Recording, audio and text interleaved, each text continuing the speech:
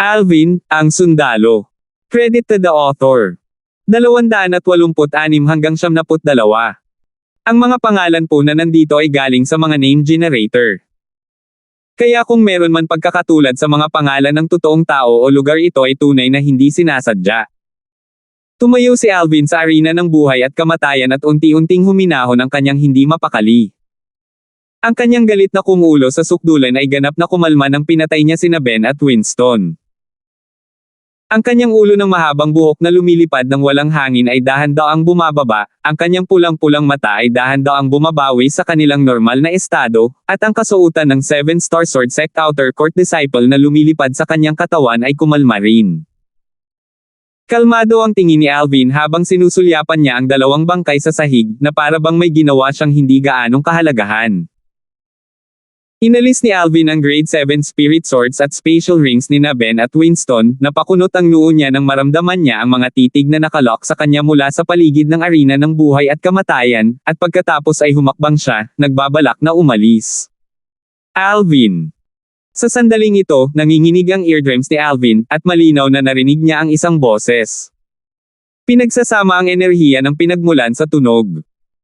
Isang kakayahan na tanging isang martial artist sa ikapitong antas ng Origin Core Stage o mas mataas ang maaaring makabisado. Kapag ang boses ng kausap ay ipinadala sa pamamagitan ng pamamaraang ito, siya lamang ang makakarinig nito. Hindi lumingon si Alvin, at nagpatuloy sa paglalakad, dahil napagtanto niya na boses ito ni Leon.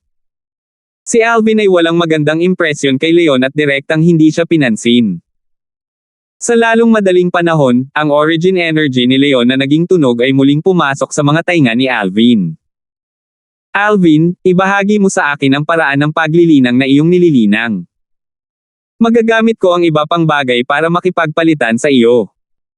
Bahagyang huminto ang katawan ni Alvin nang marinig niya ang sinabi ni Leon, at isang maliit na pandidiri ang lumitaw sa mga sulok ng kanyang bibig. Si Leon ay walang anumang magandang intensyon, gaya ng inaasahan. Talagang gusto ang pamamaraan ng paglilinang na kanyang nilinang. Siyempre, alam din niya na ang cultivation method na gustong makuha ni Leon ay tiyak na ang cultivation method na binanggit niya noong bluffang si Leon, ang Muscle Meridian Rebirth Scroll. Sa totoo lang, hindi siya nagtataglay ng ganoong paraan ng paglilinang. Ito ay isang bagay na casual niyang ginawa noong niloko si Leon.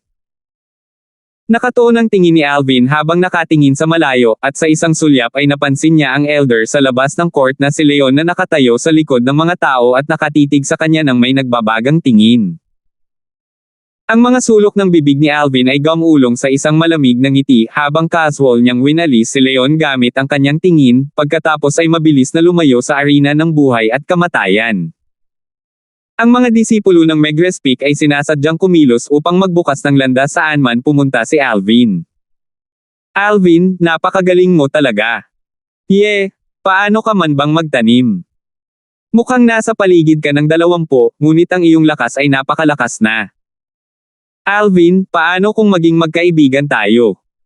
Ang karamihan ng mga disipulo ng Megres Peak ay walang katulad na masigasig saan man dumaan si Alvin.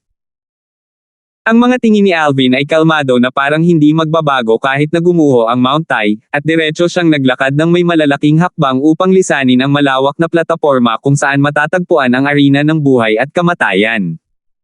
Alvin. Lumubog ang mukha ni Leon. Ang mapanuksong titig na winalis sa kanya ni Alvin kanina ay walang alinlangan na tumatanggi sa kanya.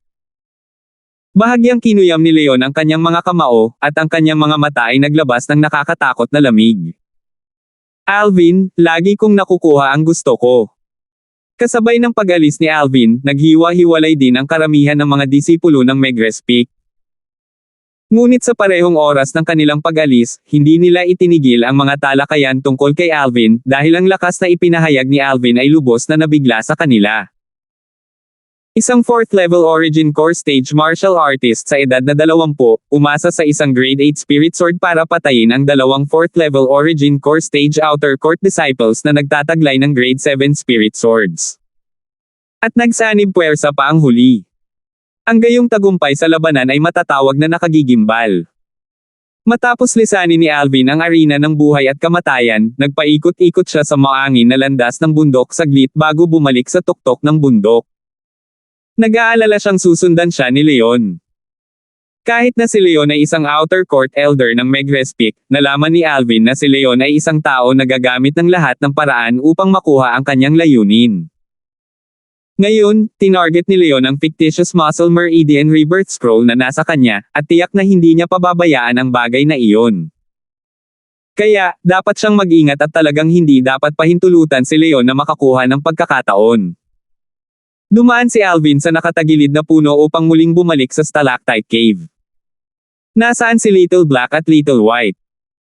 Kakapasok lang ni Alvin sa Stalactite Cave nang mapansin niyang naglaho ang dalawang maliliit na sawa, ang kanyang mukha ay agad na naging malungkot at ang kanyang puso ay nag-alab sa pagkabalisa. Kahit na si Little Black at Little White ay mahilig maglaro, pero kadalasan, hindi sila umalis ng basta-basta. Baka may nangyari. Napagtanto ni Alvin na walang silbi sa kanya ang mabalisa, at dapat siyang huminahon dahil doon lang siya makakagawa ng pinakatumpak na paghatol. Baka may pumunta dito. Ang puso ni Alvin ay hindi maiwasang mamangha. Hindi nagtagal, nagsimula siyang maghanap sa sahig ng Stalactite Cave at sa daanan ng kuweba. Tapusin ang pagtatapos, kinumpirma niya ang isang bagay. Bukod sa kanya, walang ibang taong pumunta rito. Bukod dito, napansin niya ang mga bakas na iniwan ng dalawang maliliit na bata sa daanan ng kuweba. Sa madaling salita, iniwan ng dalawang maliliit na bata ang kanilang mga sarili. Saan nagpunta sina Little Black at Little White? Baka hinahanap nila ako. Napansin ni Alvin na ang mga bakas ng dalawang maliliit na sawa na naiwan ay natapos sa nakatagilid na puno bago naglaho. Bumalik si Alvin sa tuktok ng bundok at naghanap sandali, ngunit sa huli ay natuklasan niya na walang bakas ng maliliit na sawa sa tuktok ng bundok. Sa madaling salita, hindi dumating ang dalawang munting lalaki sa tuktok ng bundok. Pwede kayang magpapakpak sila at lumipad. Sumimangot si Alvin, at hindi nagtagal ay hindi napigilan ang kanyang puso na manginig. O baka naman. Nahulog sila sa nakatagilid na puno. Huminga ng malalim si Alvin at ang kanyang mood na kanina palang kumalma ay muling naging hindi mapakali. Umalis si Alvin sa Megrespik upang makarating sa Duby Peak, pagkatapos ay umalis sa 7-Star Sword Sect. Hindi na siya pumunta sa ibang lugar, bagkus ay pumunta siya sa paanan ng Megrespik, dahil gusto niyang kumpirmahin kung nahulog ang dalawang maliliit na bata. Sa ilalim ng matarik na Megrespik, natuklasan ni Alvin ang mga bakas ng dalawang maliliit na sawa.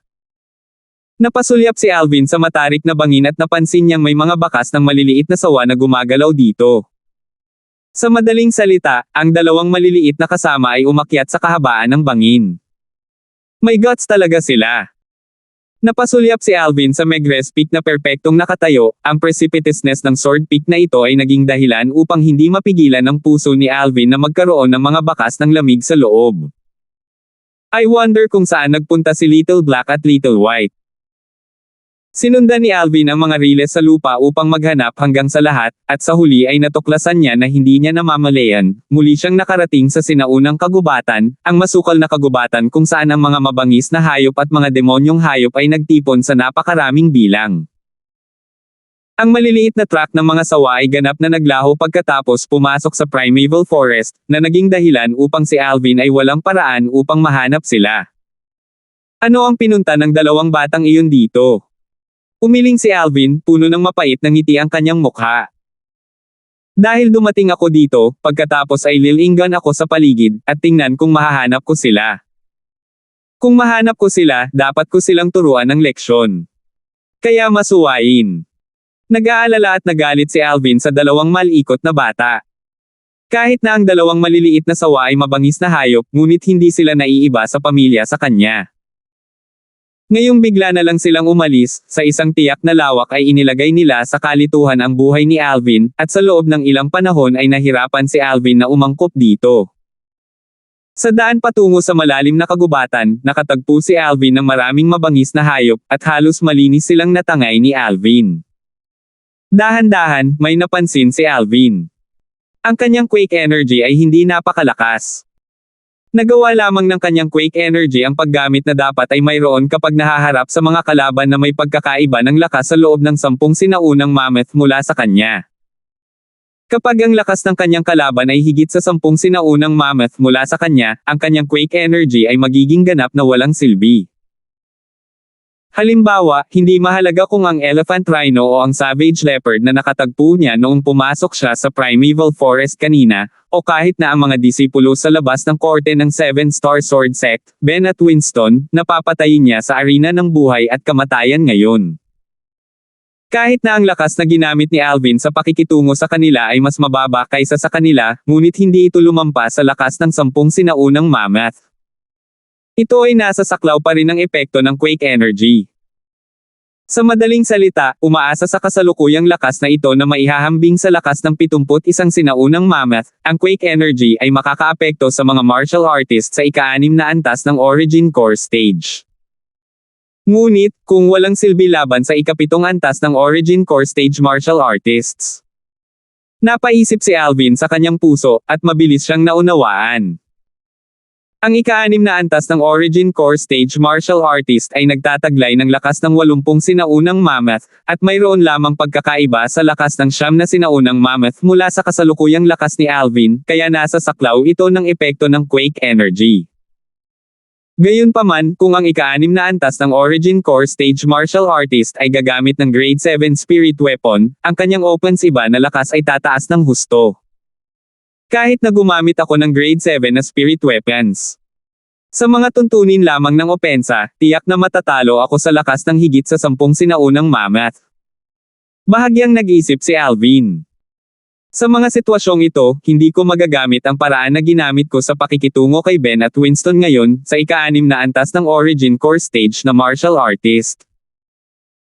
Kung tutusin, ang pinalakas na lakas na natatanggap ng aking kalaban mula sa kanyang Grade 7 na Spirit Sword ay nasa loob ng Spirit Sword na nasa kanyang kamay, at kung gagamitin ko ang aking ulo sa espada ng aking espiritu, ang enerhiya ay hindi maaaring maging kapaki-pakinabang. Kung gusto kong talunin ang kalaban ko, makakaisip lang ako ng paraan para agawin ang espada ng kalaban ko, o baka makahanap ng angkop na pagkakataon para pilitin siyang lumaban sa akin gamit ang mga kamay. Ang ika-6 na antas ng Origin Core Stage martial artist ay nagtataglay ng lakas ng 80 sinaunang mammoth, at kapag ginamit ang isang Grade 7 na Spirit Sword, ang lakas ng offensive ay tataas ng paputok sa lakas ng higit sa 100 sinaunang mammoth. Samantalang si Alvin ay nagtataglay lamang ng lakas ng 71 sinaunang mammoth, kahit na gumamit siya ng Grade 7 Spirit Sword, ang kanyang offensive strength ay magiging malapit lamang sa lakas ng 70 ancient mammoth. Sa ganitong paraan, ang pagkakaiba ng dalawa ay lalampas sa lakas ng 10 sinaunang mammoth. At nagkataong lumampas ito sa saklaw ng epekto ng quake energy. Sakit talaga sa ulo. Mukhang kung gusto ko talagang makipaglaban sa isang 6th level Origin Core Stage martial artist na nagtataglay ng Grade 7 Spirit Sword, kailangan ko pang maghanda ng ilang auxiliary inscriptions, noon lang ako magiging mas ligtas. Naisip ni Alvin sa kanyang puso. Kung hindi siya gumamit ng inscription at Grade 7 Spirit Weapon lamang, sa ilalim ng mga pangyayari na ang kanyang kalaban ay mayroon ding Grade 7 na Spirit Sword, kung gusto niyang manalo ay maaari lamang siyang maglunsad ng isang sorpresang pag-atake o maakit ang kanyang kalaban na talikuran ang Spirit Sword ng kanyang kalaban. Ngunit, mayroong isang tiyak na halaga ng panganib sa paggawa nito. Kapag ang kanyang kalaban ay hindi nalinlang, siya ay mapipilitin sa isang pasibong posisyon, kahit na sa lawak na siya ay maaaring talunin o mapatay. Cultivation. Kailangan ko pang dagdagan ng maayos ang cultivation ko. Kasabay ng pagtaas ng cultivation ko, tataas din ang lakas ng quake energy. Sa oras na iyon, tiyak na hindi ito limitado sa loob ng lakas ng 10 sinaunang mammoth. Huminga ng malalim si Alvin, at habang iniisip niya hanggang dito, lalo siyang nakatuon sa paglilinang. Naghanap si Alvin sa primeval na kagubatan sa loob ng isang araw at gabi, ngunit hindi niya nadiskubre ang mga bakas ng 2 maliliit na sawa at walang magawang umalis sa huli. Naniniwala siya na sa posibilidad na mabuhay ang 2 maliliit na sawa, hindi sila dapat nasa anumang panganib sa loob ng primeval na kagubatan. 287. Bumalik si Alvin sa 7 Star Sword Sect pagkatapos umalis sa Primeval Forest. Kakapasok lang niya sa sekta at naglalakad sa landas ng bundok ng pangunahing taluktok, ang Duby Peak, nang marinig ni Alvin ang dalawang disipulo sa labas ng korte ng Seven Star Sword Sect na dumaan sa pamamagitan ng pagbubulungan sa talakayan. Narinig mo ba? Isang halimaw ang lumitaw sa Megrez Peak sa pagkakataong ito. Sinabi ng isa sa mga alagad sa labas ng korte sa kasama sa tabi niya. Narinig ko. Kunwari ay bagong disipulo pa lang siya nakakapasok lang sa Seven Star Sword Sect namin. Sa ika-4 na antas ng Origin Core Stage sa edad ng mga 20. Ang ganitong natural na talento ay talagang isang top-notch existence sa loob ng kabataang henerasyon ng Seven Star Sword Sect. Tumango ang isa pang alagad sa labas ng korte. Kakapasok pa lang niya sa Seven Star Sword Sect namin at umakyat na siya sa Life and Death Arena para patayin ang dalawang 4th level Origin Core Stage Outer Court Disciples. Masyadong mabigat. Nagpuri ang dating. Nagsalubong ang mga kilay ni Alvin pagkatapos ay umiling, hindi niya inaasahan na kahapon lang niya pinatay sina Ben at Winston, at kumalat na ito sa buong Seven Star Sword Sect ngayon. Habang nasa daan, napansin ni Alvin na halos lahat ng mga disipulo ng Seven Star Sword Sect na nakatagpo niya sa daan ay pinag-uusapan ang gawaing ginawa niya kahapon. Sa kabutihang palad, hindi siya nakilala ng mga disipulong ito ng Seven Star Sword Sect, kung hindi, malamang na siya ay titingnan na parang isang pambihirang hayop. Muling lumakad si Alvin sa chain bridge at bumalik sa Megrez Peak. Katatapos lang tumapak ni Alvin sa Megrez Peak Stone platform nang hinarang siya ng isang binata sa edad na 23 o 24. Ang binata ay may ordinaryong anyo, ang tipong hindi na mahahanap sa sandaling ihagis sa maraming tao, ngunit si Alvin ay hindi nang ahas na tingnan siya ng masama. Ang matalas na espiritual na lakas ni Alvin ay nagbigay daan sa kanya na mapagtanto na ang paglilinang ng binatang ito ay mas malakas kaysa kina Ben at Winston. May problema ba? Sumimangot si Alvin dahil hindi niya kilala ang taong ito at hindi niya alam kung bakit siya haharangin. Maaari ba itong maging mabuting kaibigan ni Ben at Winston? Hindi mapigilan ni Alvin na mag-isip sa kanyang puso. Alvin, hiniling sa akin ni Elder Leon na hanapin ka. Kung matino ka, ibigay mo ang bagay na gusto ni Elder Leon. Kung hindi, wala ka ng haantong sa Megrez Peak. Tumingin ang binata kay Alvin at sinabi sa mahinang boses. Kahit na siya ang pinuno ng gawaing ginawa ni Alvin kahapon, hindi niya ito isinapuso. Kahapon, kahit na siya iyon, magagawa rin niyang patayin sina Ben at Winston na nagsanib kamay. Bilang isang 5th level Origin Core Stage martial artist, nagkaroon siya ng ganitong kumpiyansa. Biglang naintindihan ni Alvin nang marinig niya ang binata. Ito ay isang taong ipinadala ni Elder Leon. Nagsimulang tumawa si Alvin, tumawa ng napakatalino. Anong tinatawa-tawa mo? Bumaba ang mukha ng binata, at napakunot ang noo niya. FK off. Agad na napigilan ang tawa ni Alvin, at sumigaw siya ng paputok na may boses na parang kulog, na naging sanhi ng pagkataranta ng binata at hindi na nakabawi sa kanyang pagkabigla sa mahabang panahon. You told me to FK off. Natigilan ang binata nang marinig niya si Alvin, na para bang nakatagpo siya ng hindi maisip na bagay. Kasabay ng paputok na sigaw ni Alvin, napansin ng maraming disipulo ng Megrez Peak mula sa direksyon ng trade hall ang kaguluhan at pinalibutan sila.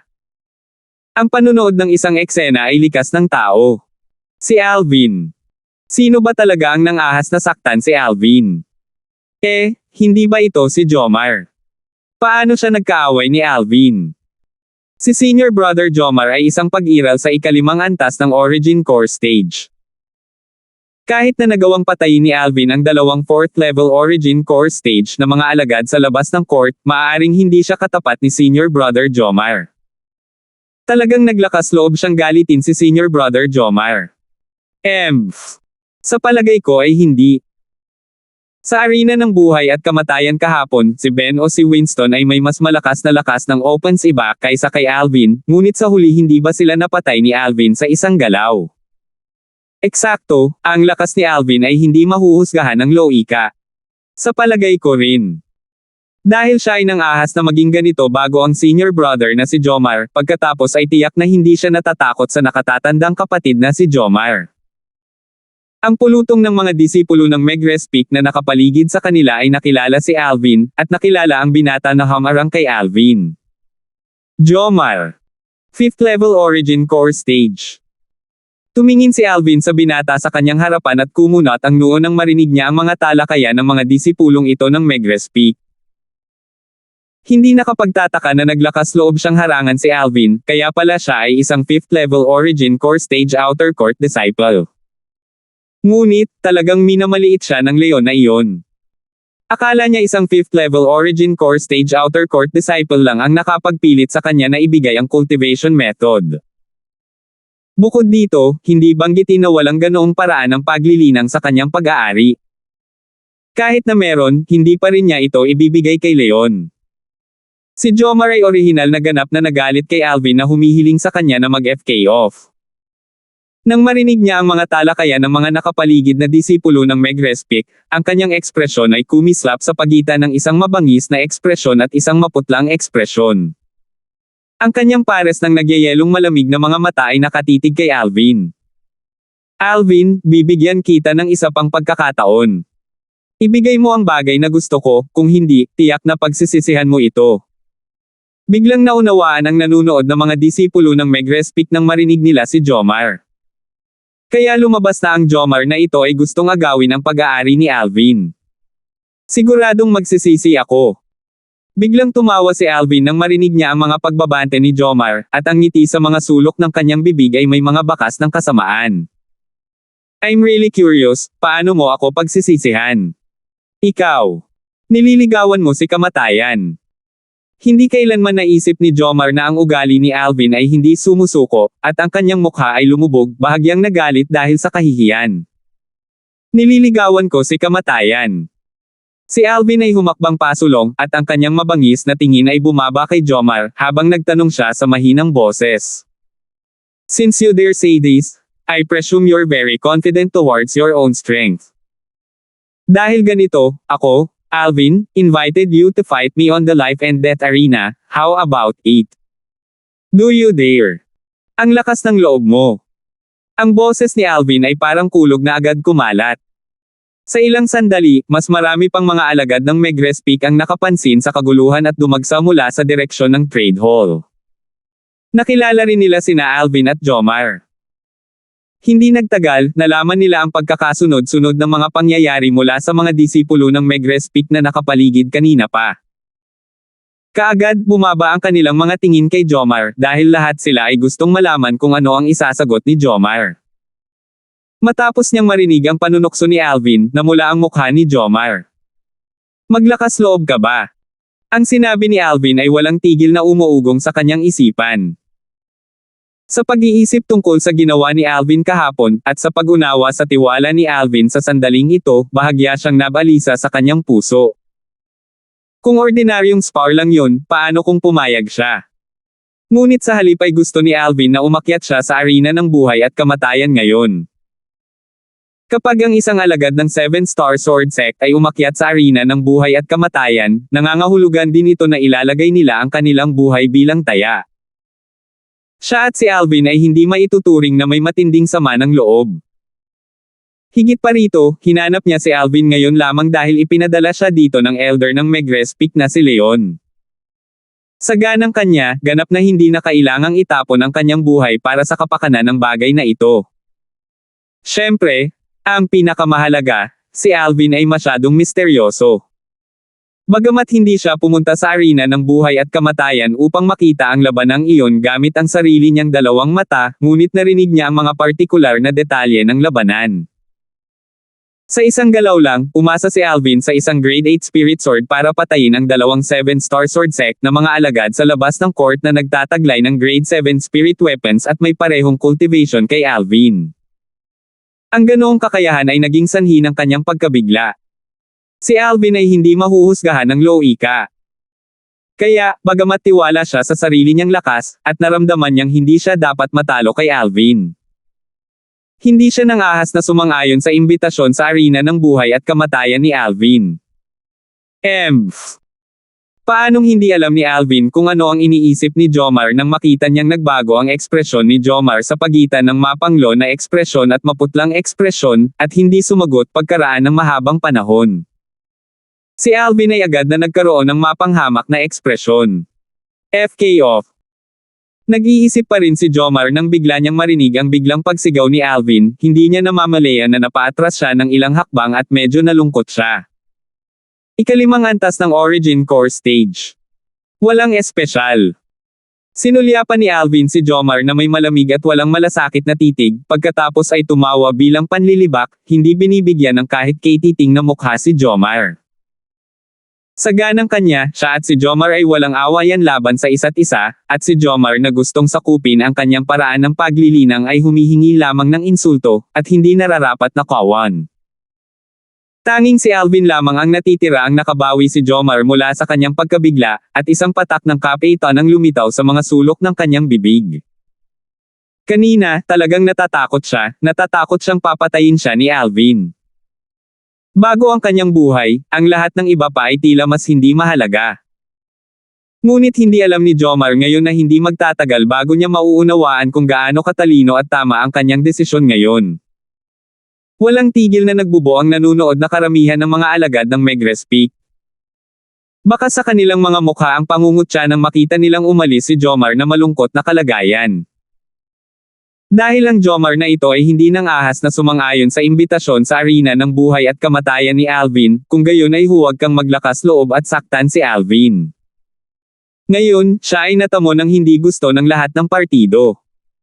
Nanghihingi lang ng insulto. Talagang kakilakilabot si Alvin, tinatakot si Jomar sa isang pangungusap. Siyempre, si Alvin ay ang little freak ng ating Megrez Peak, at hindi mahuhusgahan ng logic. Ngayon, kahit na kaya niyang pumatay ng 5th level Origin Core Stage martial artist, hindi ako magugulat kahit kaunti. Bumalik si Alvin sa tuktok ng bundok ng Megrez Peak, at pagkatapos niyang bumalik sa Stalactite Cave, umupo siya sa stone platform at pinakalma ang kanyang puso na magtanim. 9 Dragon's War Sovereign Technique, Worm Python Form. Ngayon, ang gawain ng pangunahing prioridad para kay Alvin ay ang makapasok sa ikalimang antas ng Origin Core Stage. Sa oras na iyon, hindi lamang ang kanyang lakas ay makakakuha ng mabilis na pagtaas, ngunit maging ang Quake Energy ay makakakuha ng pagtaas. Labis siyang na-curious kung hanggang saan tataas ang Quake Energy sa sandaling makapasok siya sa ikalimang antas ng Origin Core Stage. Megrez Peak, sa isang bangin na nagtataglay ng sapat na sinag ng liwanag. Isang medyo may edad na lalaki at isang binata ang nakatayong magkaharap. Elder Leon, patawarin mo ako, dapat kang maghanap ng ibang tao. Tumingin si Jomar kay Leon, isang bakas ng kapitan ang lumitaw sa mga sulok ng kanyang bibig, at mayroon siyang bahagyang takot. Ano? Tinanggihan ka niya. Naningkit ang mga mata ni Leon, at naglalaman ng napakalamig na ilaw sa kanyang tingin, habang nagtatanong siya sa mahinang boses. Oo. Tumanggo si Jomar. Hindi mo siya tinuruan ng leksyon. Nagpatuloy sa pagtatanong si Leon. Umiling si Jomar. Bakit? Sumimangot si Leon, sa ganang kanya, kahit na pinatay ni Alvin ang dalawang 4th level Origin Core Stage martial artists kahapon, si Jomar ay isang 5th level Origin Core Stage martial artist, at dapat niyang takutin si Alvin. Ngunit ngayon ay tila hindi ganito ang mga katotohanan. Inimbitahan niya ako sa isang labanan sa arena ng buhay at kamatayan. Hindi ako nang ahas na isugal ang aking buhay. Paumanhin, Elder Leon. Isang patak ng paitang lumitaw sa mga sulok ng bibig ni Jomar, pagkatapos ay nagpaalam siya bago tumalikod at umalis. Bang!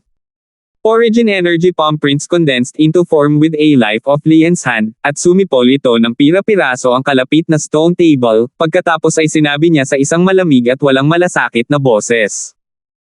Alvin, dahil walang magagawa sa iyo ang isang 5th level Origin Core Stage martial artist, pagkatapos ay hahanapin ko ang isang 6th level Origin Core Stage martial artist. Kahit ano paman, ibibigay ko sa iyo ang paraan ng paglilinang na iyon. 288. Mula noong araw na umalis ang dalawang maliliit na sawa, at pagkabalik ni Alvin, palagi siyang nagtanim sa Stalactite Cave, at hindi umalis sa tuktok ng Megrez Peak.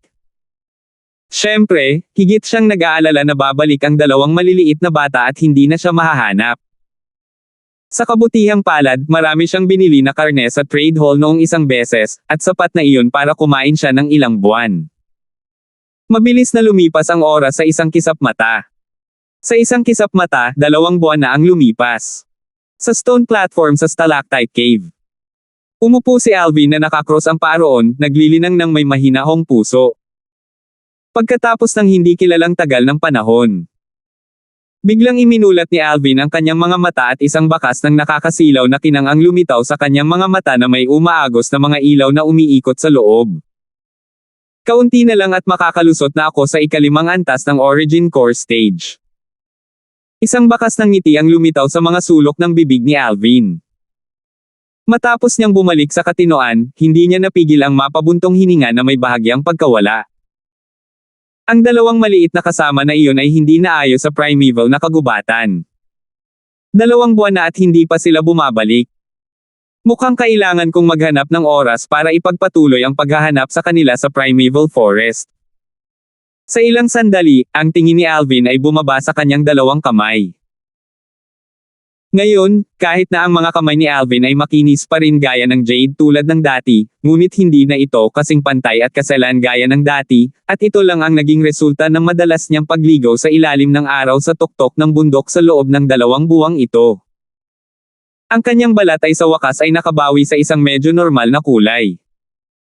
Ngayon, mas matured na si Alvin kaysa dati, dahil 20 na siya. It's been 2 months. I should go see those 2 little girls. Nagpakita ng magaan ng ngiti sa mukha ni Alvin nang maisip niya sina Morgan at Kelly, pagkatapos ay tumayo siya at umalis sa Stalactite Cave. Hindi nagtagal, umalis si Alvin sa tuktok ng bundok at dumating malapit sa trade hall. Alvin! Biglang, narinig ni Alvin ang isang agarang sigaw. Sumulyap siya, at isang alagad ng Megrez Peak ang lumakad mula sa malayo.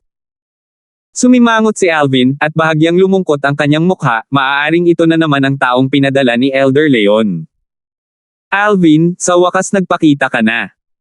Mabilis na napansin ni Alvin na ang disipulong ito ng Megrez Peak ay tila hindi ipinadala ni Leon, bukod pa rito, nang makita ng disipulo si Alvin, tila nakahinga siya ng maluwag. Ikaw. Si Alvin ay may nagtatanong na ekspresyon, dahil hindi niya nakilala itong Megrez Peak na disipulo. Ang disipulong ito ng Megrez Peak ay isang binata na may payat at mahinang anyo, at tumingin siya kay Alvin. Kaibigan ako ni John. John! Nagliwanag ang tingin ni Alvin nang marinig niya ang sinabi ng binata, at lumuwag ang kanyang ekspresyon habang bahagyang ngumiti. Kaibigan ko si John, anong tawag sa'yo? Si John, isa sa 2 kaibigan na nakilala niya noong araw na iyon sa Primeval Forest. Isang prangka na binata. Noong araw na iyon, ang mga karanasan sa Primeval Forest ay naging dahilan din upang kunin niya si John bilang isang mabuting kaibigan. Ako si Hansel. Alvin, sumama ka sa akin para makita si John. 1 buwan na ang nakalipas, pumunta siya rito para hanapin ka. Kalahating buwan na kaming naghihintay sa iyo ni John, ngunit hindi ka nagpakita, at bumalik siya sa Fek the Peak kalahating buwan na ang nakalipas. Napabuntong hininga si Hansel, at baka sa mukha niya ang pagkalungkot. Nadurog ang puso ni Alvin nang makita niya ang ekspresyon ni Hansel. Ano? May nangyari ba kay John? Sa unang sandali, naalala ni Alvin na si Jeff na naging miyembro ng kaparehong maliit na pangkat tulad niya, sina Erin, at John sa Primeval Forest 2 buwan na ang nakakaraan. Hindi kaya hiniling ni Jeff sa kanyang nakatatandang kapatid na maghayganti kay John. Tumango si Hansel, at bakas ng mapanglo at hindi pagpayag ang lumitaw sa kanyang mga mata. Dalhin mo ako kay John. Ano ba talaga ang nangyari?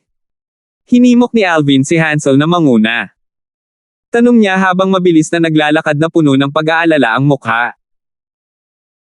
2 buwan na ang nakararaan, sa Primeval Forest, si John ay handang mamatay upang ipaglaban ang pagkakataong mabuhay para kay Alvin.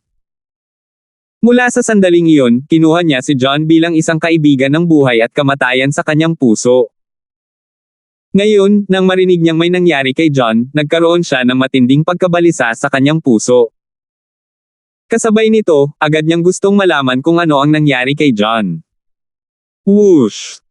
Sakto nang gustong tumapak nina Alvin at Hansel sa chain bridge, isang figure na mabilis na parang hangin ang humarang sa harap ng grupo ni Alvin ng dalawa. Ito ay isang binata sa paligid ng edad na 25, siya ay may gwapo at pinong mga katangian, at isang pares ng hindi mapapantayang mabangis na mga mata.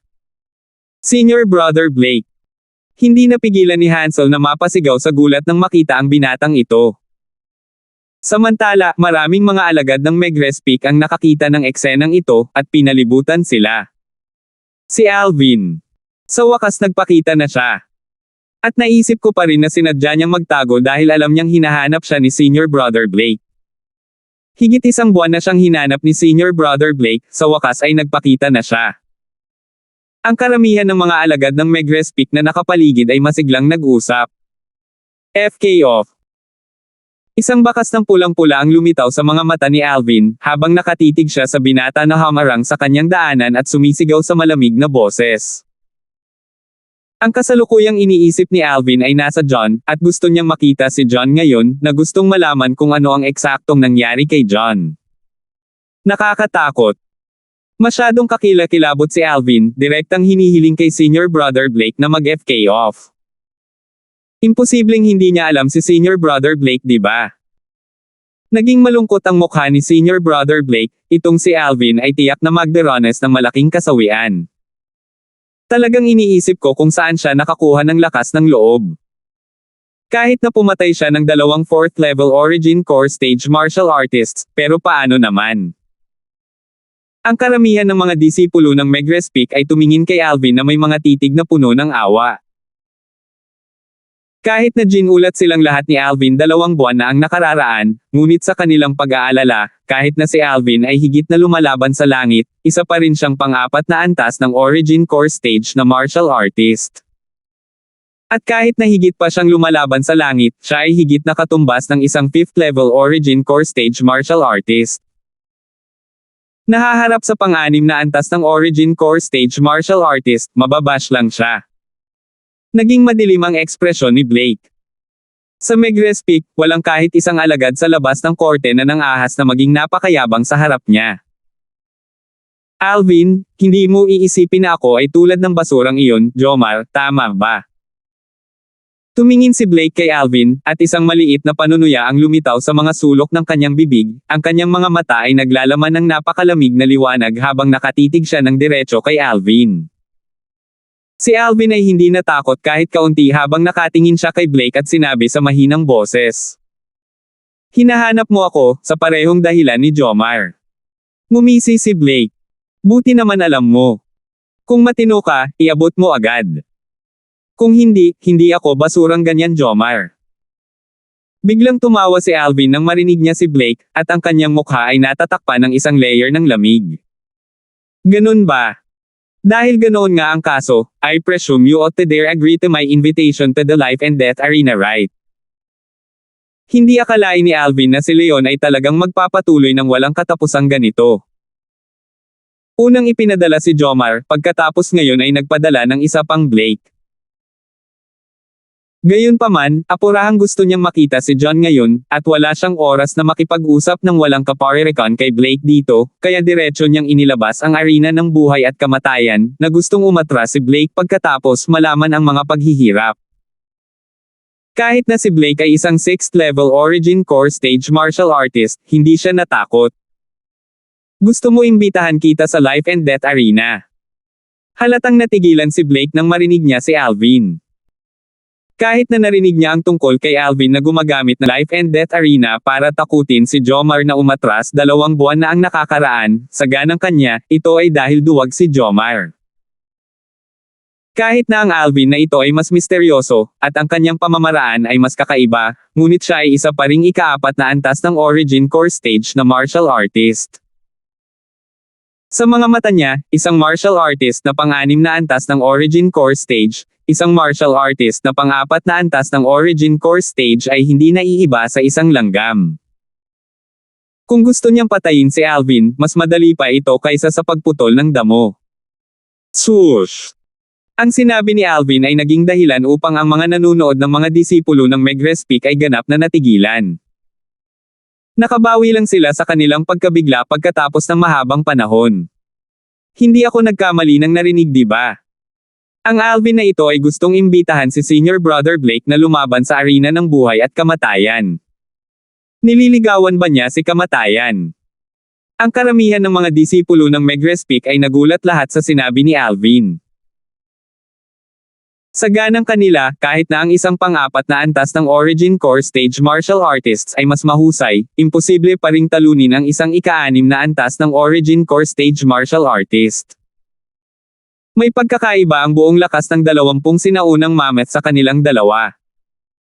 Ang lakas ng 20 sinaunang mammoth ay isang bangi na mahirap lundagan. Ano? Maglakas loob na hamarang sa akin, ngunit huwag manggahas na pumayag sa aking imbitasyon sa arena ng buhay at kamatayan. Tinitigan ni Alvin si Blake na may malamig at walang pakialam na tingin, at nanunuya. If you don't dare, then fast FK off. Mayroon pa akong mga kagyat na bagay na dapat asikasuhin, at wala akong oras na makipag-usap sa iyo ng walang kaparerekan. Anong sabi mo? Sabi mo, I don't dare. Si Blake ay nilibang sa pagtawa ni Alvin, at siya ay tumawa ng mayabang. Alvin, dahil gusto mo talagang ligawan si kamatayan, kung gayon pagbibigyan ko ang iyong hiling. Sumasangayon akong umakyat sa arena ng buhay at kamatayan para labanan ka. Bahala ka kung diretso tayong pumunta ngayon, o magtakda ng oras. Maaari kitang bigyan ng kaunting oras para ayusin ang iyong libing. Bukas ng tanghali, ipaglalaban kita sa arena ng buhay at kamatayan, hindi ito matatapos hanggat hindi namamatay ang isa sa atin. Naningkit ang mga mata ni Alvin, at mayroon siyang mukha na puno ng layuning pumatay.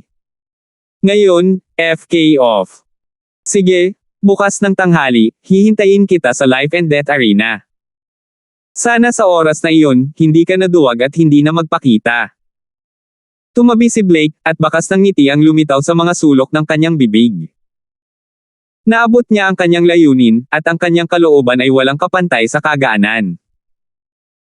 Sa ganang kanya, hanggat pinilit niya si Alvin sa isang sitwasyon ng buhay at kamatayan, hindi siya natatakot na hindi ibigay ni Alvin ang mga bagay na gusto ni Elder Leon. Sa oras na iyon, makukuha niya ang masaganang pabuya na ibinigay ni Elder Leon. Nag-aalala ako na hindi ka maglalakas loob na dumating.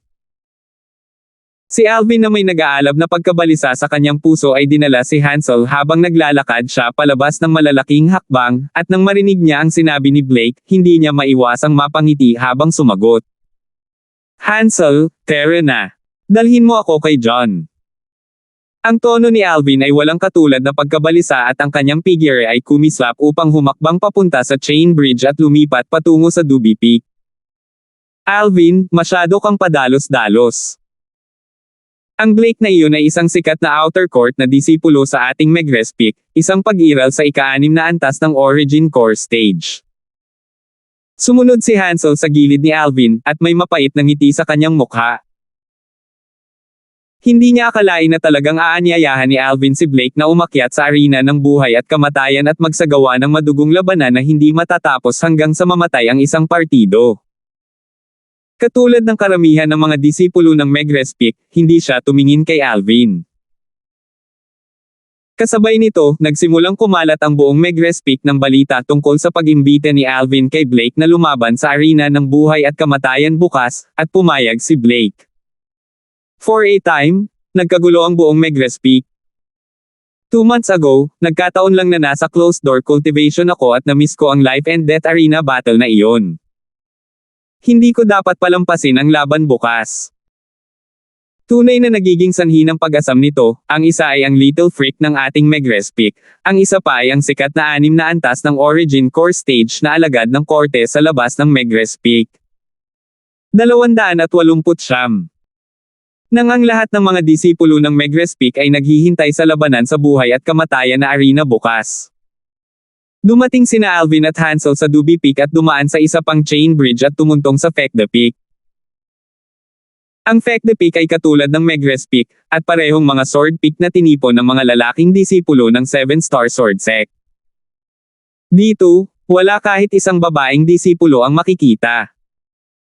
Kahit na si Alvin ay maaaring ituring na sikat sa 7-star sword sect outer court, ngunit ilan lamang sa mga disipulo ng Megrez Peak ang talagang nakakita sa kanya, at halos walang sinuman sa mga disipulo ng Fekte Peak ang nakakilala sa kanya. Sa ilalim ng pamumuno ni Hansel, pumasok si Alvin sa isang bangin na hindi maituturing na maluwang. Ang mga ekspresyon ni Alvin ay hindi nakikita ngayon. Habang nasa daan, maraming beses niyang tinanong si Hansel tungkol kay John, ngunit si Hansel ay nag-aatubiling magsalita sa bawat oras, na tila nahihirapang magsalita. Isang masamang premonition ang lumitaw sa kanyang puso. Nang makita muli ni Alvin si John, ang kanyang mga mata ay agad na naging pulang-pula. Isang nakakatakot na layunin ng pagpatay ang lumabas mula sa figure ni Alvin. John, sino ang may gawa nito?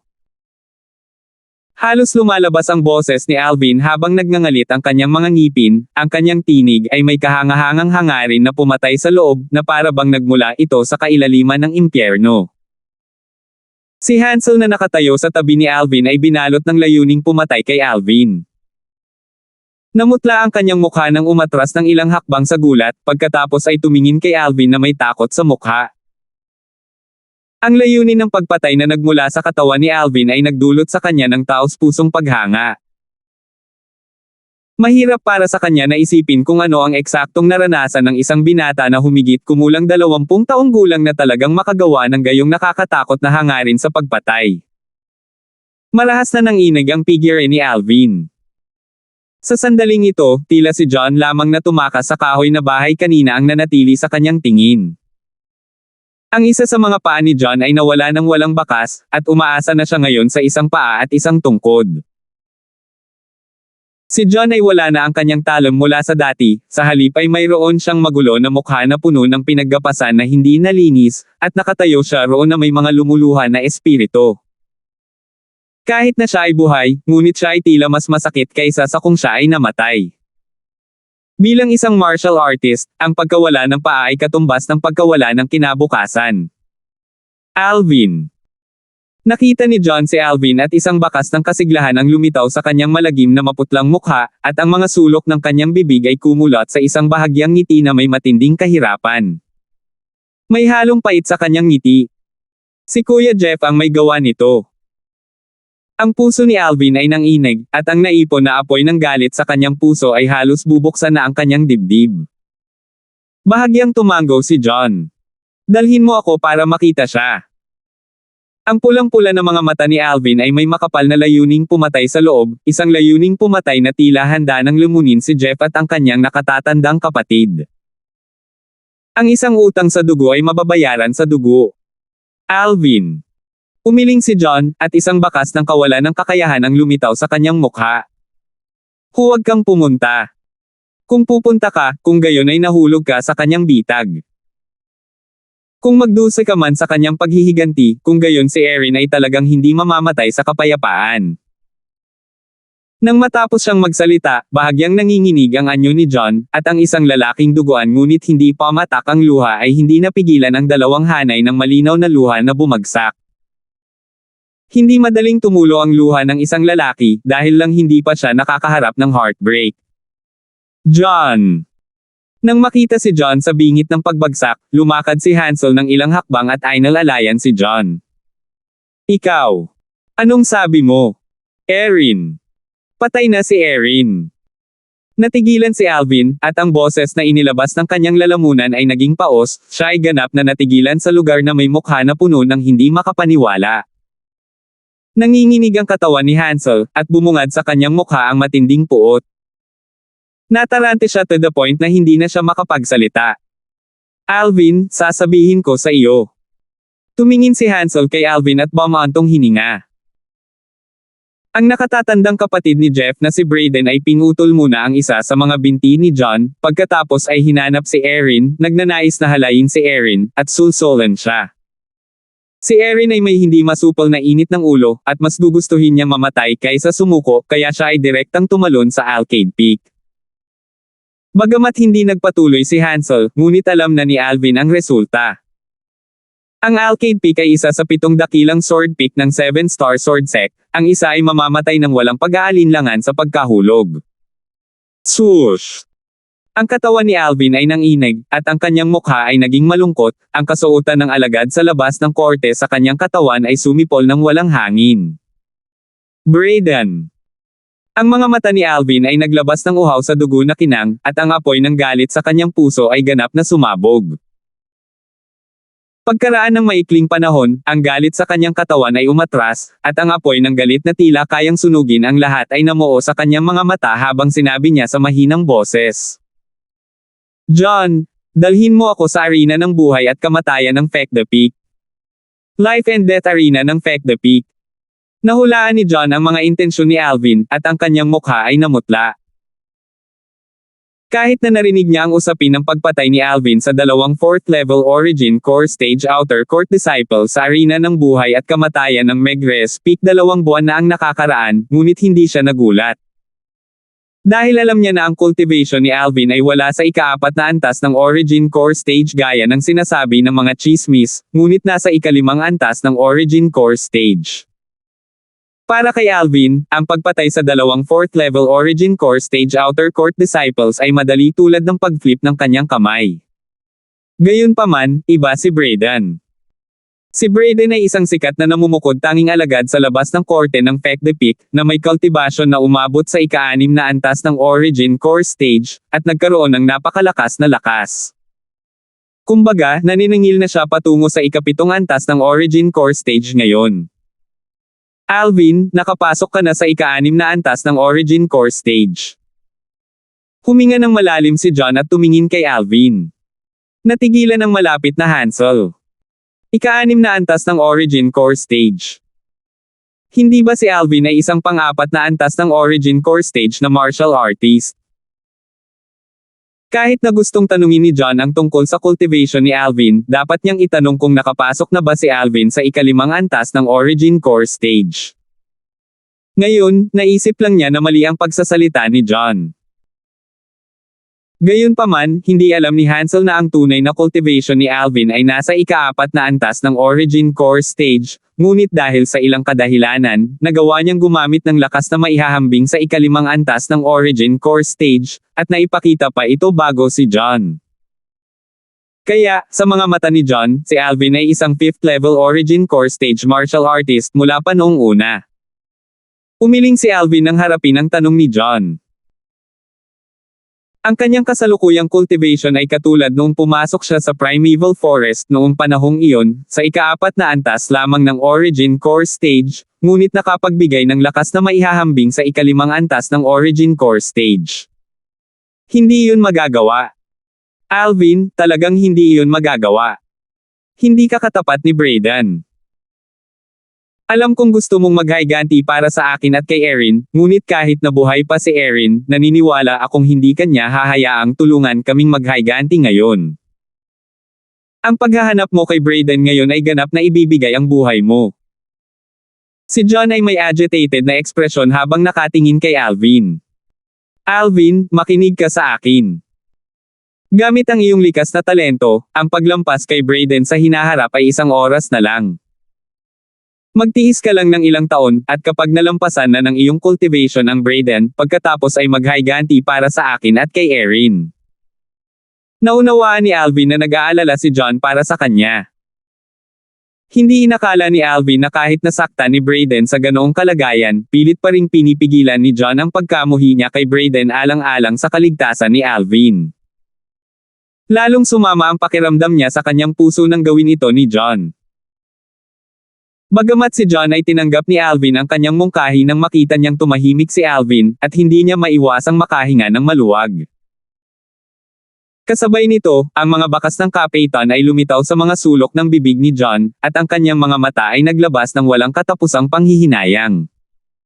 Alvin, sa mga araw na ito, lagi akong nagsisisi. Nagsisisi ako kung bakit ko tinulungan si Erin noong araw na iyon para hilingin sa iyo na iwan mo si Jeff ng buhay. Naniwala din ako sa salita ng ganoong klase ng walang hiyang hamak na tao. Nagsisisi ako. Nagsisisi. Maiisip ni John na kung pipilitin niyang patayin si Jeff noong araw na iyon, maaaring hindi nangyari ang lahat ng ito. Hindi rin sana namatay si Erin. Hindi rin sana baldado ang paa niya. Ngunit sa kasamaang palad, walang gamot sa panghihinayang sa mundong ito. Ang mga kahihinatnan na idinulot sa kanya ng pagpili noong araw na iyon ay isang bagay na dapat niyang pasanin sa kanyang sarili. Inangat ni Alvin ang kanyang ulo at huminga ng malalim, ang kanyang pares ng pulang-pulang mata ay walang bahid ng damdamin. Ang lahat ng nilalaman nito ay sukdulang malamig na lamig. Ako rin ang may kasalanan sa bagay na ito. Noon, hindi ko dapat pinakinggan ang mga opinyon yung dalawa. Kung ako ay kumilos ng basta-basta at pinatay siya, hindi mangyayari ang mga susunod na pangyayari. Umiling si Alvin, lalong naging paos ang kanyang boses, at parang kalmado ngunit talagang naglalaman ng galit na pinipigilan hanggang sa sukdulan. Alvin, wala itong kinalaman sa iyo, ako at si Erin ang masyadong walang muwang at nagkamali sa pagtitiwala kay Jeff. Umiling si John, malinaw sa kanyang puso na nakinig si Alvin sa mga opinyon nila ni Erin noong araw na iyon dahil iginagalang sila ni Alvin. Kapag sinabi at tapos na ang lahat, ang bagay na ito ay isang bagay na naidulot ng pagkakamali nila ni Erin. Ikaw, magpahinga ka ng maayos.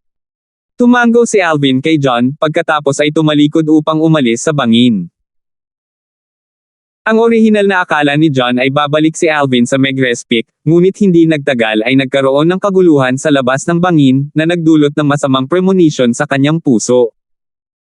Hansel, labas tayo at tingnan natin. Nang lumabas si John sa bangin sa ilalim ng suporta ni Hansel, at narinig ang mga talakayan mula sa labas, ang kanyang mukha ay namutla. Mabilis na pumunta sa arena ng buhay at kamatayan. Dumating na ang Alvin ng Megrez Peak na iyon at nagpakalat ng salita ng paghamon sa senior brother ng ating Feck the Peak na si Brayden. Alvin. Ang little freak na nasa 20 taong gulang, at umasa sa isang cultivation sa ika-4 na antas ng Origin Core Stage para patayin ang 2 4th level na Origin Core Stage na mga alagad sa labas ng court 2 buwan na ang nakakaraan. Eksakto. Mabilis na pumunta sa ibabaw, kung tayo'y huli, wala nang matitirang magandang lugar. Ang mga disipulo ng Feck the Peak ay tumungo patungo sa direksyon ng arena ng buhay at kamatayan ng Feck the Peak sa isang napakabilis na paraan. Alvin, bakit hindi ka nakinig sa payo ko? Ang mukha ni John ay nababalot ng kalungkutan at panghihinayang. Hindi ko dapat ipaalam kay Alvin ang tungkol sa usapin namin ni Erin. Hindi kailanman naisip ni John na si Alvin ay talagang magiging padulos-dalos. John, kahit pakinggan ni Alvin ang iyong payo, baka hindi na siya mabuhay bukas. Si Hansel na tumabi kay John ay may mapait na ngiti sa kanyang mukha. Hansel, anong ibig mong sabihin dito? Kumunat ang noo ni John, at tinitigan si Hansel na may nagbabagang tingin. Bamantong hininga si Hansel at sinabi kay John ang usapin ng pag-imbite ni Alvin sa isa pang Megrez Peak 6th Level Origin Core Stage Outer Court Disciple na umakyat sa Megrez Peak's Life and Death Arena para sa isang labanan bukas. Natahimik si John nang marinig niya ito, at napakunot ang kanyang mga kilay. Sa sandaling ito, ang pag-aalala sa kanyang puso sa halip ay bahagyang kumalat. May kumpiyansa kaya si Alvin na harapin ang ika-6 na antas ng Origin Core Stage Martial Artist? Kahit na hindi niya kasama si Alvin sa mahabang panahon, ngunit ang pakiramdam na ibinigay sa kanya ni Alvin ay hindi ang uri ng tao na hindi alam ang kaseryosohan ng isang bagay.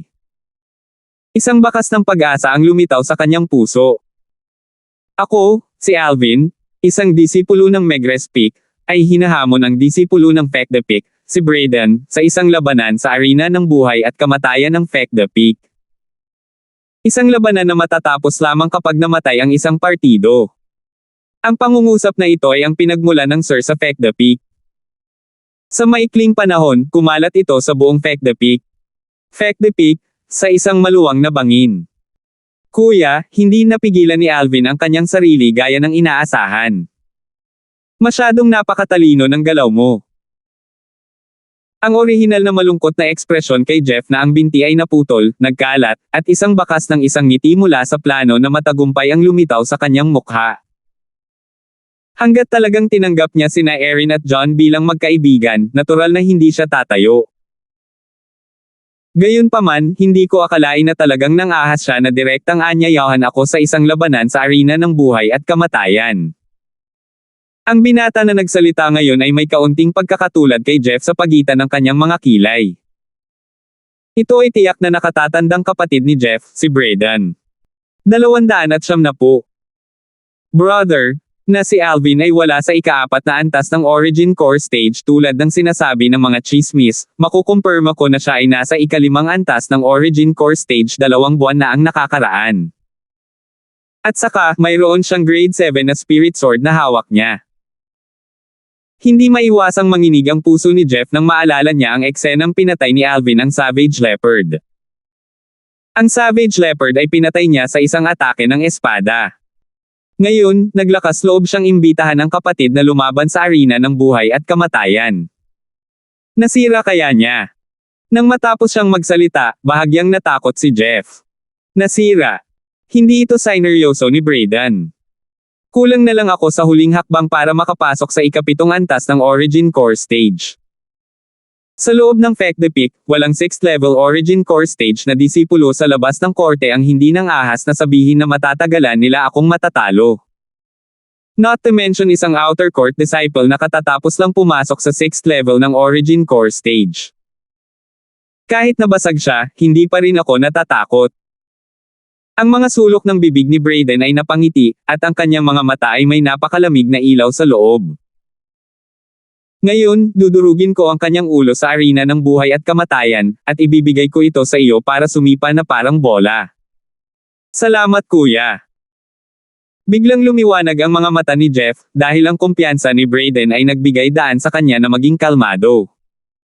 Little Jeff, mahirap para sa iyo na lumipat, kaya huwag kang pumunta. Hintayin mong iuwi ni kuya ang ulo ni Alvin para sa iyo. Tumayo si Braden at kinausap si Jeff, ang kanyang mga mata ay nagpakita ng bakas ng layuning pumatay habang siya ay tumalikod at umalis sa bangin. Samantala, sinulyapan ni Jeff ang kanyang naputol na binti, at ang kanyang mga mata ay kumikislap na may bakas ng malamig na liwanag. Alvin, napilayan ako lahat dahil sa iyo. Ngayon, maghihiganti ang kapatid ko para sa akin at papatayin ka. Ha ha ha ha. Pagkatapos niyang bamulong, kumagalpak si Jeff sa ligaw at mapagmataas na tawa, na para bang nakita na niya ang eksena ni Jeff na ibinalik ang ulo ni Alvin. Ang Life and Death Arena ng Fek the Peak ay katulad ng Life and Death Arena sa Megrez Peak, na parehong nasa kalagitnaan ng bundok. Matapos ibalita ni Alvin ang kanyang hamon kay Jeff sa Fek the Peak's Trade Hall, dumating siya rito sa pangunguna ng pulutong ng mga disipulo ng Fek the Peak. Tahimik na nakatayo doon si Alvin sa maluwang na arena ng buhay at kamatayan, ang kanyang mga mata ay kalmado at malamlam. Kung ikukumpara sa katahimikan sa ibabaw, umaalingaw-ngaw ang mga alon sa puso ni Alvin. Sa sandaling ito, hindi niya maiwasang maalala ang magandang boses at masayang mukha ni Erin sa kanyang isipan. Naaalala pa rin niya na noong una niyang nakilala si Erin, gumawa si Erin ng hakbang para tulungan siyang pumatay ng isang mabangis na hayop. Ang mainit na babaeng iyon ay naging dahilan upang magkaroon ng magandang impresyon si Alvin sa kanya. Nang maglaon bilang isang babae, si Erin ay handang mamatay upang bigyan siya ng landas ng kaligtasan, na naging sanhi ng pagyanig ng kanyang puso dahil dito. Ito ay isang pangunahing tauhang babae na may pambihirang kakayahan. Isang pangunahing tauhang babae na naging sanhi ng paghanga ni Alvin sa kanya. Pero ngayon, patay na si Erin. Erin. Huminga ng malalim si Alvin, at bahagyang basa ang kanyang mga mata. Si Erin ay nasa kanyang kalakasan, at magkakaroon ng magandang kinabukasan.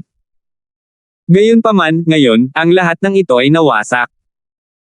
Sa labas ng arena ng buhay at kamatayan, ang isang disipulo ng Fek the Peak ay may matalas na mga mata at napansin ang binata na mabilis na naglakad mula sa malayo, pagkatapos ay bumulalas.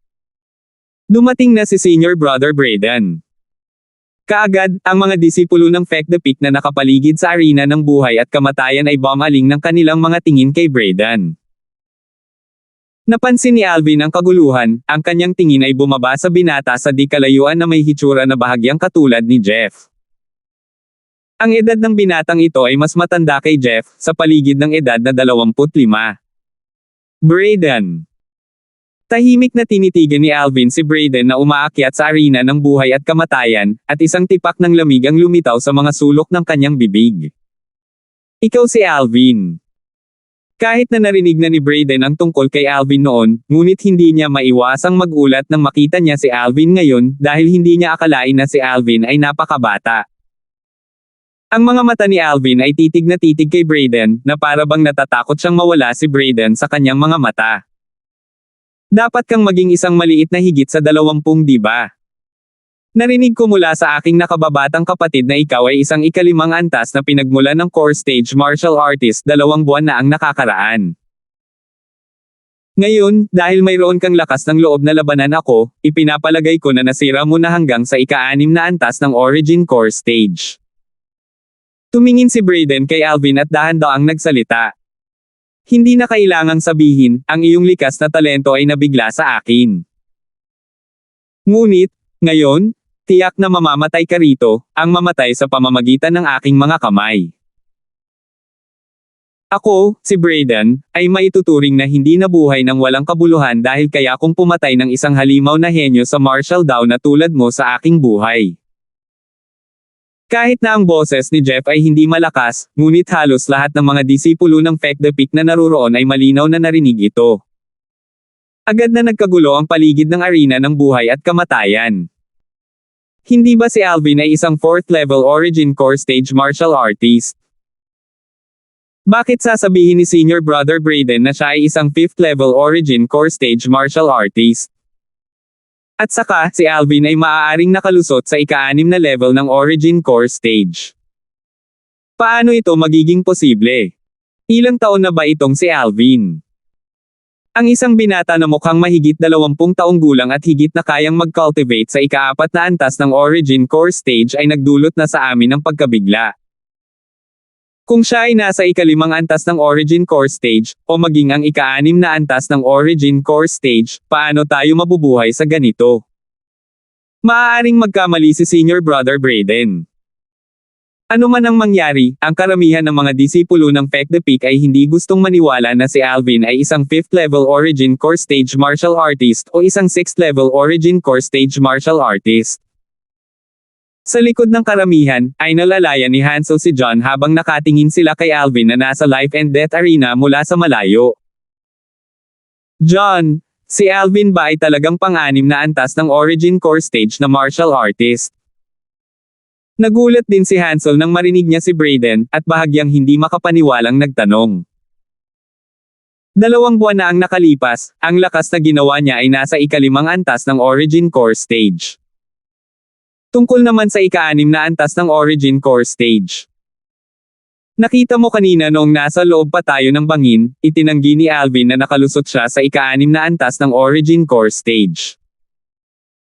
Umiling si John, at ang kanyang tingin na tumingin kay Alvin ay puno ng pag-aalala.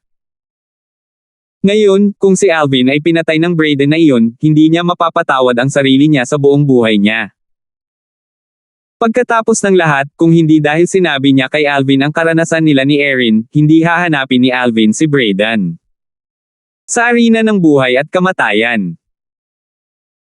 Hindi pinansin ni Alvin nang harapin ang tuloy-tuloy na Saturday ni Brayden, at nanginginig ang kanyang kamay, pagkatapos ay lumabas sa manipis na hangin ang isang grade 7 spirit sword.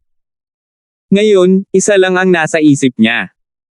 Patayin si Brayden, at maghayganti para kina Erin at John. Mukhang naiinip ka na sa panliligaw kay kamatayan. Isang bakas ng ngiti ang lumitaw sa mga sulok ng bibig ni Brayden nang makita niya ang mga kilos ni Alvin, at sa pagtaas ng kanyang kamay, isang 3 talampakang talam ang lumitaw sa kanyang kamay, isang grade 7 spirit sword din. Swoosh! Agad, ang origin energy ay tumalon at nagngangalit sa grade 7 spirit sword sa mga kamay ni Brayden. Sa itaas niya, 102 sinaunang mammoth na silhouette ang namuo, na handang lumabas anumang oras. Ika-6 na antas ng origin core stage, grade 7 spirit sword. Alvin. May ngiti pa rin sa mukha ni Brayden, na para bang ang lahat ng nasa harapan niya ay kontrolado sa kanyang mga kamay. Nangako na ako sa aking nakababatang kapatid na pagkatapos kitang patayin, puputulin ko ang iyong ulo at ibibigay ito sa kanya bilang isang bola upang sipain. Nang matapos siyang magsalita, ang tono ni Brayden ay may halong pagpatay na intensyon. Swoosh! Sa halos parehong oras na nagsalita si Brayden, tumalon ang origin energy sa grade 7 spirit sword na nasa kamay ni Alvin. Agad-agad, 70 sinaunang mammoth na silhouette ang nabuo sa itaas ng Alvin. Nasa 5th level na talaga siya ng origin core stage. Hindi ka panipaniwala. Mahigit sa 20 at nasa ikalimang antas ng origin core stage. Ang ganitong likas na talento ay malamang na maihahambing sa pinakanamumukod tanging sa nakababatang henerasyon ng ating Azure Forest Imperial Kingdom, ang 5 dakilang Young Masters. Sa kasalukuyang nakababatang henerasyon, hindi naging madali para sa ating 7-star sword sect na magkaroon ng isang figure na ang natural na talento ay maihahambing sa 5 dakilang Young Masters. Ngunit sa kasamaang palad, mawawalan siya ng buhay dito ngayon. Kahit na ang isang 5th level origin core stage martial artist ay gumamit ng grade 7 spirit sword, ang pagkakaiba kay Brayden ay isa pa ring 12 sinaunang mammoth. Masyadong malaki ang pagkakaiba, ang labanang ito ay walang suspense. Si Alvin ay walang alinlangan na mamamatay. Maraming mga alagad ng Fek the Peak ang hindi napigil ang mapabuntong hininga. Dahil sa likas na talento ni Alvin sa martial daw, nabigla sila. Gayunpaman, sa kanilang pag-aalala, si Alvin ay tiyak na mamamatay sa arena ng buhay at kamatayan ngayon. Sa arena ng buhay at kamatayan. Lalong nanlamig ang lamig sa mga sulok ng bibig ni Alvin nang marinig niya si Brayden, at kinausap si Brayden sa unang pagkakataon. Kick as a ball. Sigurado ka bang nakakasipa pa ng bola ang Pylay? Lumpo. Ang kalmadong ekspresyon ni Brayden ay agad na naging malungkot nang matapos magsalita si Alvin. Nagtransform ang mga mata ni Brayden sa isang pulang-pula na kulay. Alvin, kung hindi dahil sa pagtanggi mong tumulong, paano magiging baldado ang aking nakababatang kapatid? Ngayon, hahayaan kong bumawi ang buhay mo sa pagkawala ng binti ng aking nakababatang kapatid. Kung gayon, depende kung may kakayahan ka o wala. Nagkataon na gusto kong kunin ang buhay mo at ni Jeff, para aliwin ang espiritu ni Erin sa langit.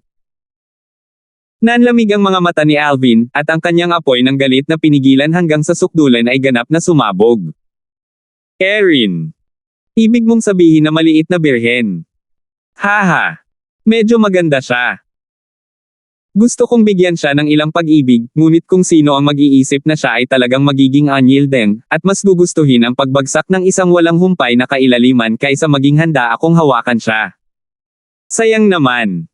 Biglang tumawa si Brayden, tumawa siya ng mayabang at ligaw, walang pigil. Samantala, ang karamihan ng mga disipulo ng Fek the Peak ay nagkaroon ng biglaang pagkaunawa. Kaya pala nagkaroon ng matinding awayan sa pagitan nina Alvin at Brayden. Alvin. Naninigas ang ekspresyon ni John, at tinitigan si Alvin na may mukha na puno ng pag-aalala. Akala ko noong una ay dapat nakalusot ka na sa ika-6 na antas ng origin core stage, ngunit sinong makakaalam na hindi ka talaga nakalusot. Nakakainip talaga. Dahil ganito ito, pagkatapos ay paalisin kita ngayon, at hahayaan kang magsama-sama sa maliit na birhen na iyon. Tumingin si Brayden kay Alvin habang nagsasalita siya gamit ang boses na puno ng pang-aalipusta, at ang origin energy sa grade 7 na spirit sword sa kanyang kamay ay tumaas ng husto. Tapos ka na ba? Tumingin si Alvin kay Brayden na may kalmadong tingin at walang pakialam na ekspresyon sa kanyang mukha, ngunit ang galit sa kanyang ulo ay sa halip ay nasa limitasyon. Dahil sabik na sabik kang mapunta sa impyerno, pagkatapos ay paalisin na kita. Ngumisi si Brayden, ang kanyang katawan ay kumikislap na parang nag-transform sa isang bog zone ng hangin na direktang kumislap patungo kay Alvin, at sa isang kisap mata ay nakarating na siya sa malapit bago si Alvin. Whoosh! Ang grade 7 spirit sword na nasa kamay ni Brayden ay mabilis na kumislap, na parang nag-transform sa isang kidlat na dumiretso sa lalamunan ni Alvin. Cutthroat sword. Sa sandaling umatake si Brayden, may nagulat na bumulalas dahil nakilala ng tao ang husay sa espada na isinagawa ni Brayden. Sobrang bilis. Naningkit ang mga mata ni Alvin, at ang grade 7 na spirit sword sa kanyang kamay ay kumislap upang hamarang. Sining sa pagguhit ng espada. Ang liwanag ng espada na kumislap bago naglaho, na naging dahilan upang halos hindi ito masulyapan ng isa. Sa mga tuntunin ng bilis, hindi ito mas mababa sa cutthroat sword ni Brayden kahit kaunti. Klang! Ang espada ni Brayden ay hinarang ng espada ni Alvin. Ham! Hindi akalain ni Brayden na mapipigilan ni Alvin ang kanyang sword strike, at ang pagkabigla ay lumitaw sa kanyang mukha. Hindi ko akalain na ang iyong husay sa espada ay napakabigat. Pinatay na may 70 sinaunang mammoth lamang, ngunit ang bilis ng espada ay kayang ikumpara sa aking cutthroat sword na aking pinatay sa lakas ng 102 sinaunang mammoth. 271. Idiniin ng The Sword Drawing Arts ang isang salita, bilis. Marahil, ang lakas ng sword drawing arts ay mas mababa sa pinakamataas na grado ng profound rank sword skills. Ngunit sa mga tuntunin ng bilis, ang mataas na grado ng profound rank sword skills ay maaari lamang mahuli ng malayo. Ang iyong husay sa espada ay medyo mahusay, ngunit ang iyong lakas ay ganap na hindi katulad ng sa akin. Bago ang mabigat na lakas, hindi mo ako mapipigilan. Isang maliit na pangungulila ang lumitaw sa mga sulok ng bibig ni Brayden, at ang lamig ay tumalon sa kanyang mga mata, ang kamay na tumulong sa kanyang grade 7 na spirit sword ay nanginginig at gagamitin na sana niya ang kanyang buong lakas upang direktang patumbahin ang grade 7 na spirit sword sa kamay ni Alvin, at tumagos sa lalamunan ni Alvin. Ganun ba? Sa sandaling ito, gumalaw si Alvin, ang kanyang kabilang kamay ay agad na kumislap, at itinuro niya ang isang daliri na dumaraan sa mga ulap at nagsilang ng ambon. Ang finishing touch ng Dragon's finishing touch. Whoosh! Itinuro ng kanyang daliri, at ang mga tunog ng pagsipol ay nakabingi sa mga tainga, habang nakaturo ito sa mga mata ni Brayden. Ang bilis ng puntong ito ay hindi mas mabagal kaysa sa sword drawing arts. Sa tingin mo ba ikaw lang ang nakakaalam ng martial skills maliban sa sword skills? Ngumisi si Brayden, gumalaw din ang kabilang kamay niya, biglang naging claw na palm unit sa kalangitan at hinawakan ang kaliwang kamay ni Alvin na ginamit ni Alvin na tinuturo ang isang daliri. Nagsimulang tumawa si Alvin. Bagamat bahagyang nagulat si Brayden nang makita niya ang ngiti na biglang lumitaw sa mukha ni Alvin, ngunit ang kanyang hampas ng kuko ay mabangis pa ring bumaba, humawak kay Alvin, gustong hawakan ang kaliwang kamay ni Alvin, pagkatapos ay gamitin ang espada sa kanyang kanang kamay upang magpuwersa at tumagos sa daraanan ni Alvin. Hindi niya kayang gawin ang dalawang bagay ng sabay-sabay. Whoosh! Sa sandaling lumitaw ang isang ngiti sa mukha ni Alvin, ang daliri na itinuro ni Alvin ay agad na bumaling upang harangin ang hampas ng kuko ni Brayden. Sobrang pagpapahalaga mo sa sarili mo. Napangisi si Brayden nang makita ang eksenang ito. Sa ganang kanya, kahit na ang kuko na pinatay niya ng may martial skill ay hindi gumamit ng lakas ng kanyang espiritong sandata, pinalakas pa rin ito ng lakas ng 80 sinaunang mammoth. Samantalang ang daliri na itinuro ni Alvin ay walang spirit weapon na maaasahan din, at mayroon lamang lakas ng 70 sinaunang mammoth. Matatapakan lang niya si Alvin. Nang itinuro lamang ng daliri ni Alvin at bumaba ang kanyang kuko upang bumangga sa isa't isa, nagbago ang ekspresyon ni Brayden. Una ay pagtataka, pagkatapos ay hindi makapaniwala. Kasunod nito, ang matinis na sigaw ni Brayden ay umalangaw-ngaw mula sa kaibuturan ng lalamunan ni Brayden, na para bang naranasan niya ang matinding sakit. Sa ilalim ng mga tingin ng lahat ng naroroon, ang daliri ni Alvin ay tumagos sa palad ni Brayden, at tumalsik ang sariwang dugo sa lahat ng dako. Hindi pa ito banggitin, mabilis na napansin ng lahat na kasabay ng pag-iiyak ni Brayden, ang kanyang buong katawan ay nanginginig, maging ang kamay na may hawak ng espada ay wala ng kapangyarihan, at ang grade 7 na spirit sword ay dumulas mula sa kanyang kamay at bumagsak sa lupa. Ito. Anong nangyayari? Lahat ng mga disipulo ng Fek the Peak ay natatarantang mga ekspresyon habang nakatingin sila kay Brayden na nagpapalabas ng matinis na iyak habang nagsasayaw, sa arena ng buhay at kamatayan, at ganap na hindi alam kung ano ang nangyari. Crackle crackle. Hindi nagtagal, isang pagsabog ng malinaw na tunog ng mga bali ng buto ang narinig sa kanilang mga tainga. Ang tunog ay nagmumula sa katawan ni Senior Brother Braden. Oh my God! Ano ang ginawa ni Alvin sa kanya? Ang mga ekspresyon ng lahat ng mga disipulo ng Fek the Peak ay namutla. At ngayon, si Alvin na nasa life and death arena, ay may malamig na ngiti sa mga sulok ng kanyang bibig. Ang Braden na ito ay talagang nag-iisip na siya ay nagpapahalaga sa kanyang sarili. Kanina, nang itinuro ng daliri ng kanyang Dragon Finishing Touch ang palad ni Braden, ginamit niya ang Quake Energy para direktang tumagos sa carpal bone ni Braden. Ginamit ng nakakatakot na Quake Energy ang carpal bone ni Braden bilang panimulang punto upang kumalat sa mga buto sa buong katawan ni Braden sa loob ng isang kisap mata. Agad na nanginginig ang mga buto ni Braden hanggang sa nabasag. Ang katawan ni Braden ay natagos ng hindi mabilang na mga nabasag na buto, at pagkatapos ng paglabas ng matinis na pag-iyak ng ilang sandali, tumigil ang kanyang boses. Patay. Nang mamatay si Braden, ang kanyang mga mata ay parang mga platito, at kahit hanggang kamatayan ay hindi niya alam kung ano ang nangyari. Marahil, kahit hanggang kamatayan ay hindi niya ito maibabalot ng ulo. Kahit na hindi gumagamit ng spirit weapon, bakit si Alvin na ang lakas ay mas mababa sa kanya ay magagawang magsagawa ng martial skill at patayin siya gamit ang mga kamay? Bang! Kasabay ng pag-atres ni Alvin sa kanyang mga pag-atake, ang katawan ni Braden ay hindi na nakayanan, at bumagsak sa sahig, ganap na walang anumang palatandaan ng buhay. Nakakamatay na tahimik ang paligid ng arena ng buhay at kamatayan. Namatay si Braden ng ganun lang. Pinatay ni Alvin ng ganon-ganon lang. Masyadong kakaiba. Ako at si Braden ay parehong hindi gumamit ng origin energy, ang lakas ng kanyang claw strike ay maihahambing sa lakas ng 80 ancient mammoths. Samantalang ang lakas ng aking finger strike ay maihahambing sa lakas ng 71 ancient mammoths. Nagkataon lang na nasa saklaw ng epekto ng Quake Energy. Malamig na winalis ni Alvin ang bangkay ni Braden gamit ang kanyang tingin, at nag-isip sa kanyang puso habang iniisip ang eksena noon.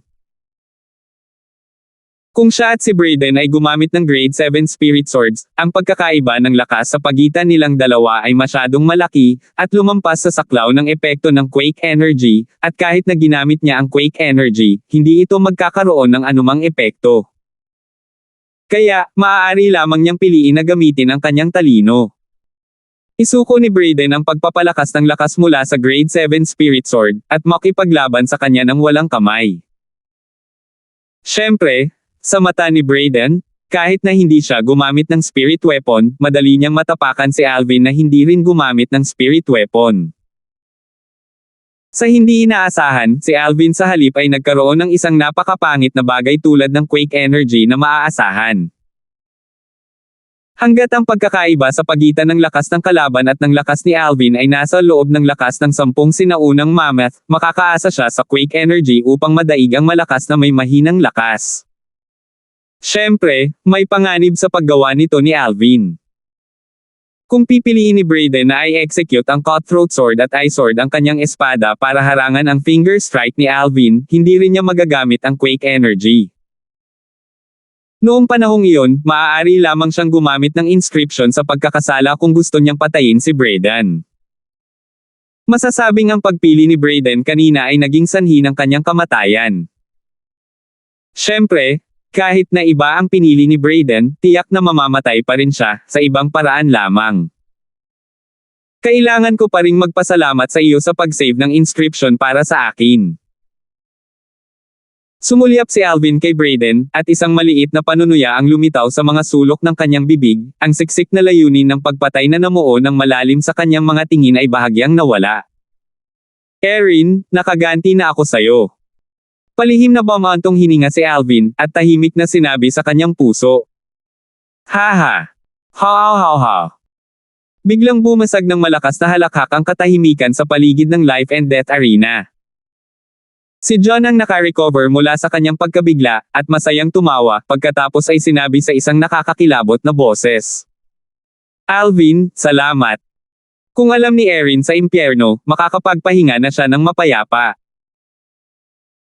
Tumango si Alvin, pagkatapos ay casual na inalis ang Grade 7 Spirit Sword at Spatial Ring ni Brayden, at pagkatapos ay lumapit kay John bago umalis sa malawak na platform kung saan matatagpuan ang arena ng buhay at kamatayan kasama sina John at Hansel. Ang pulutong ng mga disipulo ng Feck the Peak ay nakatingin mula sa malayo sa grupo ng tatlo ni Alvin hanggang sa sila ay umalis, at saka lamang nagkagulo ang mga tao. Oh my God! Ang Alvin na ito ang pumatay kay Brayden. Si Brayden ay isang pang-anim na antas na Origin Core Stage na martial artist, at nagagawa niyang gamitin ang lakas ng 102 sinaunang mammoth kapag umaasa sa kanyang Grade 7 Spirit Sword. So ano? Kahit na si Alvin ay nasa ikalimang antas pa lamang ng Origin Core Stage, at nagagawa lamang niyang gamitin ang lakas ng 70 sinaunang mammoth kapag umaasa sa kanyang Grade 7 Spirit Sword. Ngunit pinatay pa rin niya si Brayden. Talagang hindi makapaniwala. Paano napatay nitong si Alvin si Brayden? Masyadong nakakatakot. Ngayon, ang Feck the Peak ay tiyak na hindi magiging mapayapa.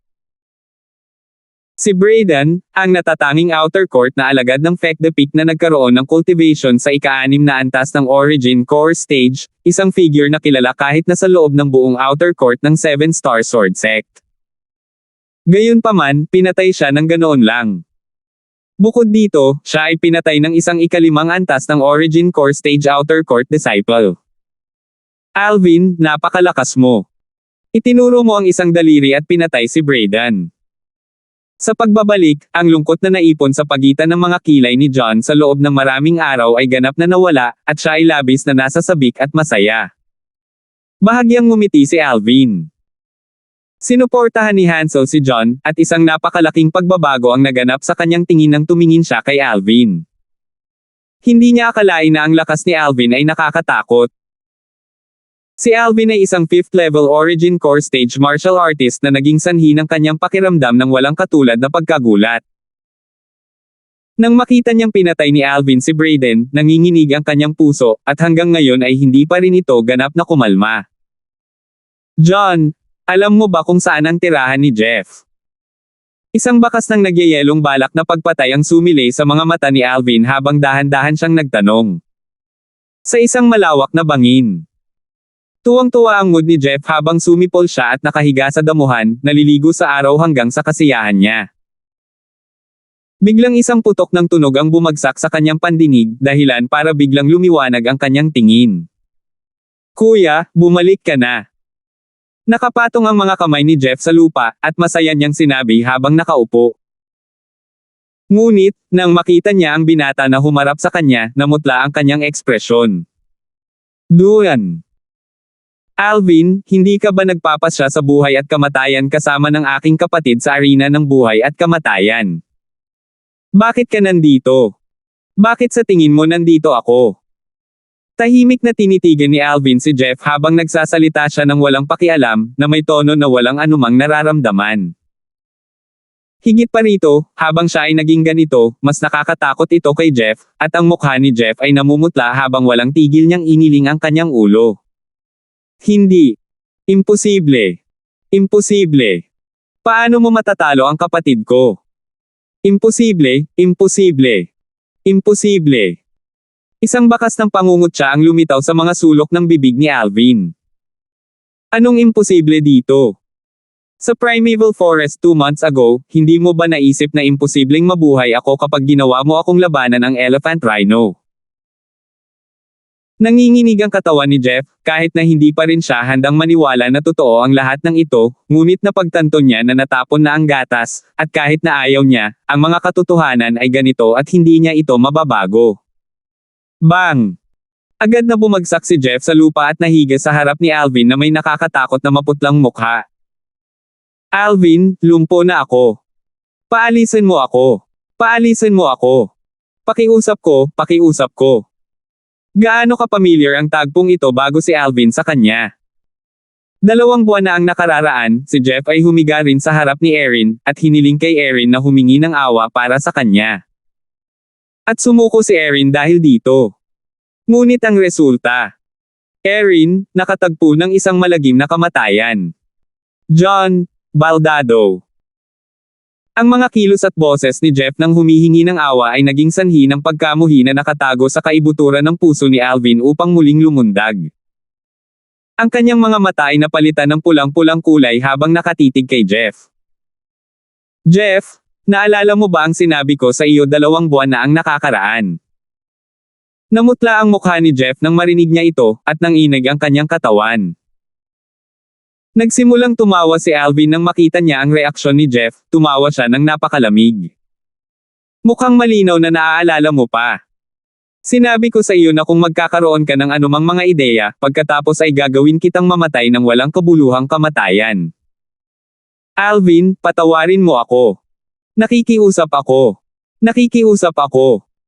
Mabangis na ibinagsak ni Jeff ang kanyang ulo sa lupa, kumatok hanggang sa puntong ang kanyang ulo ay nabugbog at dumyugo, na parang gustong pukawin ang simpatiya ni Alvin. 272. Ngunit, magkakaroon kaya ng simpatiya si Alvin kay Jeff. Malamig at walang malasakit ang tingin ni Alvin habang nakatingin kay Jeff na yumuko at humingi ng awa sa harap niya, at ang kanyang puso ay malamig na parang yelo. Biglang nagtaas ng kamay si Alvin. Whoosh! Isang hampas ng espada ang dumaan, na ikinamatay ni Jeff. Hiss! Ang pale flame ay lumiwanag at sinunog ang katawan ni Jeff na naging abo, na namamatay sa isang walang katapusang kamatayan. Si Alvin ay hindi nakaramdam ng kasiyahan kahit kay titing pagkatapos na patayin si Jeff at ang kanyang kapatid na lalaki ng sunod-sunod, ang kanyang kalooban ay hindi mapapantayan. Hindi niya maalis ang figure ni Erin sa kanyang isipan. Ang babaeng puno ng pananabik sa kinabukasan, ang babaeng puno ng kumpiyansa, ay nawala ng ganoon na lamang. Sa kanyang mga mata, kahit na mamatay si Jeff at ang kanyang kapatid ng 100 beses, hindi nila magagawang tabyusan ang buhay ni Erin. Huminga ng malalim si Alvin at pinagaan ang kanyang kalooban, pagkatapos ay umalis sa bangin at Feck the Peak. Sa daan, wala siyang nakasalubong. Halos lahat ng mga disipulo sa labas ng korte ng Feck the Peak ay natipon sa arena ng buhay at kamatayan sa kalagitnaan ng bundok. Pagkatapos umalis sa Feck the Peak, humakbang si Alvin sa chain bridge at muling nakarating sa main peak, Luby Peak, pagkatapos ay direktang tumungo sa Alcade Peak. Siya ay pamilyar na naglakbay sa lugar ng pagtatanim ng 2 maliliit na batang babae, ngunit napansin na ito ay tahimik sa loob ng malawak na bangin, at ang bangin ay tinutubuan ng mga damo. May bahid ng alikabok ang bahay na gawa sa kahoy, halatang matagal na rin mula nang may tumuloy dito. Mukhang dapat umalis sina Kelly at Morgan. Umalis si Alvin sa bangin at tinanong ang lokasyon ng tirahan ni Elderby mula sa mga disipulo ng Alcade Peak, pagkatapos ay tumawid. Nakilala ni Alvin si Elderby ayon sa gusto niya. Kuya B. Umiling si Elderby at ngumiti nang makita si Alvin. Kung hindi lang sinabi sa akin ni Morgan, hindi ko pa rin malalaman na ang Megrez Peaks Little Freak na nagdulot ng maraming talakayan 2 buwan na ang nakakaraan, ay ikaw talaga. Nahihiyang tumawa si Alvin, at habang iniisip niya ang dahilan kung bakit siya pumunta sa Alcade Peak, nagmadali siyang nagtanong. Elderby, nagpunta ako sa lugar na nilinang nina Little Megan at Kelly noon, ngunit napansin kong wala sila doon. Nandito si Megan sa akin, pero nasa closed-door cultivation na siya. Para naman sa babaeng iyon na si Kelly, nasa Alcade Hall siya sa Luby Peak. Bahagyang ngumiti si Elderby at sinabi. Alcade Hall. Natigilan si Alvin. Ang Alcade Hall ay ang lugar ng cultivation para sa Peak Master ng Alcade Peak, at matatagpuan sa isang spirit point sa Luby Peak. Ang lugar na iyon ay ang pinakamagandang lugar ng cultivation ng ating 7-star sword sect. Nandoon din ang cultivation location ng iba pang Peak Masters. Dahan daw ang paliwanag ni Elderby. Tulad ng Peak Master ng Megrez Peak mo, may Megrez Hall din siya doon. Biglang naunawaan si Alvin at tumango. Kung tungkol sa kung anong pinakamagandang lugar ng paglilinang, si Alvin ay hindi sumang-ayon o hindi sumang-ayon. Ang cultivation environment ng tinatawag na Spirit Point ay imposibleng ikumpara sa Stalactite Cave na tinitirhan niya ngayon. Magaling ba si Kelly? Tumingin si Alvin kay Elderby at nag-aalalang nagtanong. Huwag kang mag-alala, ang Peak Master ay labis na mahilig sa closed door na disipulong ito. May isang bagay na tama ka. Isang buwan na ang nakalipas, si Kelly ay nakapasok sa ika-4 na antas ng Origin Core Stage. Habang nagsasalita si Elderby sa puntong ito, tumingin siya ng malalim kay Alvin. Umiling si Alvin at ngumiti. Elderby, dapat nakalusot din si Little Faye, di ba? Oo. Baka sa mukha ni Elderby ang isang masayang ngiti, lalo siyang nasisiyahan sa kanyang disipulo. Pumunta si Faye sa closed-door cultivation sa pagkakataong ito para maghanda para sa pagsingil patungo sa ika-4 na antas ng Origin Core Stage. Kung walang apurahang bagay. Kahit na hindi natapos si Elderby sa pagsasalita, ngunit naiintindihan pa rin ni Alvin ang ibig sabihin ni Elderby. Huwag kang mag-alala, Elderby, wala akong anumang apurahang bagay. Dahil si Little Faye sa kritikal na sandali para sa paglusob, hindi ko siya iistorbahin, at makikita ko siya sa susunod. Ma'am. Tumango si Elderby bilang kasiyahan nang makita niyang napakatino ni Alvin. Kuya B. Biglang, tila may naisip si Alvin, at nagtanong sa ilalim ng nagtatakang tingin ni Elderby. Alam mo ba ang bagay tungkol sa isang babaeng disipulo ng iyong alcade pick na pinilit ng isang tao na mahulog sa bangin at mamatay? Tumango si Elderby. Oo. Walang ginagawang aksyon ang alcade pick sa bagay na ito.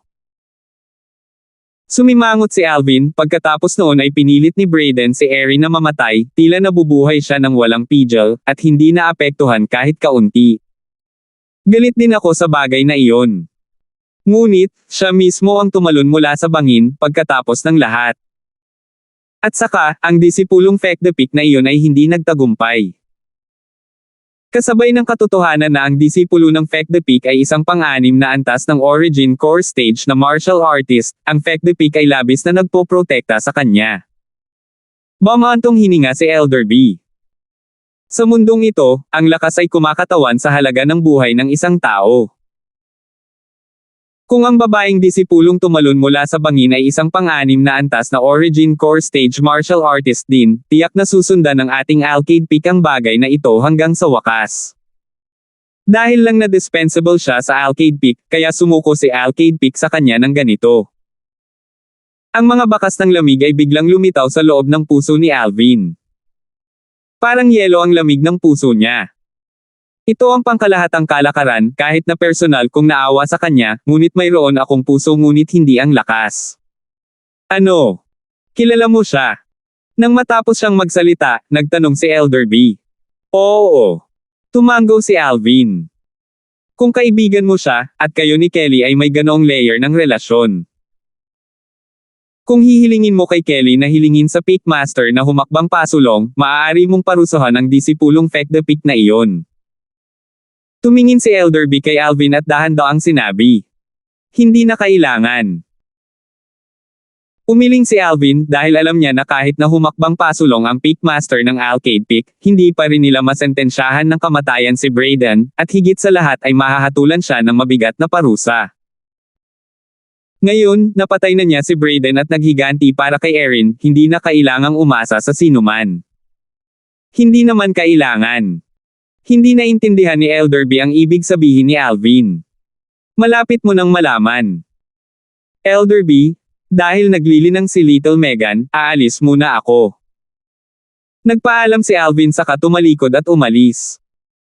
Naiwan lamang si Elderby na nalilitong ekspresyon habang nakatayo sa kinatatayuan. Itong batang ito, anong ibig niyang sabihin sa sinabi niya kanina? Pagkaraan ng isang oras, kumalat ang isang balita sa buong alcade pick, na naging sanhi ng pagkatulala ni Elderby.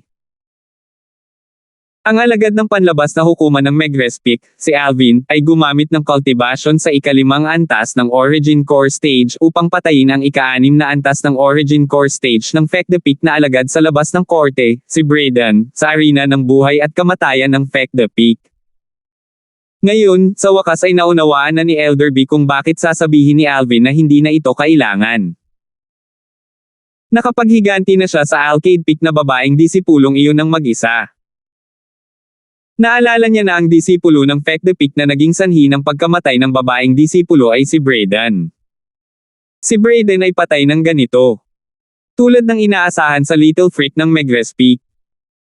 Isang mapait na ngiti ang lumitaw sa mga sulok ng bibig ni Elderby, pagkatapos ay umiling siya at bumulong. Megan, nakahanap ka ng pambihirang lalaki. Ang pagkakaroon ng cultivation sa ikalimang antas ng Origin Core Stage sa edad na 20 lamang. Nakakaloka. Kasabay ng pagkalat ng balita ng pagpatay ni Alvin kay Brayden sa Alcade Peak, kumalat din ito sa Megrez Peak. FK. Pinatay ni Alvin ang Brayden ng Feck the Peak. Hindi pwede. This is too exaggerated. Hindi ka panipaniwala. Hindi katakatakang naglakas loob siyang imbitahan si Senior Brother Blake na lumaban sa Life and Death Arena. Siguro kung si Senior Brother Blake ay maglalakas loob pa ring umakyat sa Life and Death Arena bukas. Sa tingin ko medyo delikado. Ang lakas ni Senior Brother Blake ay maaaring hindi mas malakas kaysa sa Brayden na iyon. Natural na malalaman natin bukas kung maglakas loob na umakyat sa arena ng buhay at kamatayan si Senior Brother Blake o hindi. Nagkagulo ang buong Megrez Peak dahil sa balitang ito. Ang lahat ng mga disipulo ng Megrez Peak ay puno ng lakas. Ang mga aksyon ni Alvin ay maaaring ituring na nagbibigay ng karangalan sa Megrez Peak, at sila bilang mga disipulo ng Megrez Peak ay nakaramdam ng karangalan. Hindi bababasa, kapag nakatayo sa harap ng mga disipulo ng Feck the Peak sa hinaharap, ang mga disipulo ng Feck the Peak ay tiyak na isang beses na mas mababa kaysa sa kanila, kapag binanggit nila ang bagay na ito. Sa loob ng stalactite cave sa tuktok ng bundok ng Megrez Peak. Umupo si Alvin na nakakross ang paa sa entablado ng bato at pinakalma ang kanyang puso upang linangin. Ang worm python form ng Nine Dragons War Sovereign Technique. Ang origin energy sa loob ng katawan ni Alvin ay nanginginig, at walang tigil na nag-charge sa ika-4 na antas ng Origin Core Stage Bottleneck, sa bawat oras, na parang hindi alam ang pagod. Pagkatapos ng hindi kilalang tagal ng panahon. Bang! Sa wakas, nag-charge ang umuugong na origin energy sa bottleneck, at nakakumpleto ng bagong pagbabago. Samantala sa oras na ito, iminulat din ni Alvin ang kanyang mga mata ay nakasisilaw na parang hanay ng mga bituin, at siya ay ganap na puno ng sigla at sigla. Nakalusot ako. Isang masayang ngiti ang lumitaw sa mukha ni Alvin. Bahagyang nakakuyom ang kanyang kamay sa isang kamao. Sa itaas ng Alvin, umuuga ang enerhiya ng langit at lupa, at 81 sinaunang mammoth na silhouette ang namuo. Katulad ng dati, pagkatapos niyang makapasok sa ikalimang antas ng Origin Core Stage, ang kanyang lakas ay isang buong 10 sinaunang mammoth na higit sa ordinaryong ikalimang antas ng Origin Core Stage na mga martial artist. Ang aking kasalukuyang lakas ay mas malakas kahit na kumpara sa isang pang-anim na antas ng Origin Core Stage na martial artist. Nagtataglay ako ng dagdag na lakas ng isang sinaunang mammoth na higit sa ika-6 na antas ng Origin Core Stage na martial artist. Isang maliit na ngiti ang lumitaw sa mga sulok ng bibig ni Alvin. Tama. Inimbitahan ko ang Blake na iyon sa Life and Death Arena ngayon. Sa ilang sandali, sa wakas ay naalala ni Alvin ang kanyang tamang negosyo at nagmamadaling umalis sa Stalactite Cave, pagkatapos ay tumalon sa tuktok ng bundok. Napasulyap siya sa langit at napansing may tagal pa bago magtanghali. Hu! Nagpakawala ng hangin si Alvin. Kaya ko pa. Umalis si Alvin sa taluktok ng Megrez Peak pagkatapos ay lumipad patungo sa arena ng buhay at kamatayan sa kalagitnaan ng bundok na parang nag-transform siya sa isang bog zone ng hangin. Ngayong nakarating na ako sa ikalimang antas ng Origin Core Stage, ang quake energy ay dapat na umaban, ngunit iniisip ko kung gaano ito kalakas. Habang nasa daan, sumigla ang mood ni Alvin.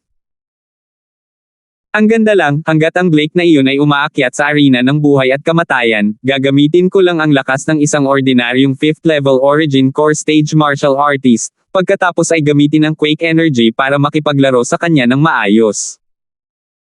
Habang nag-iisip siya hanggang dito, biglang lumiwanag ang mga mata ni Alvin.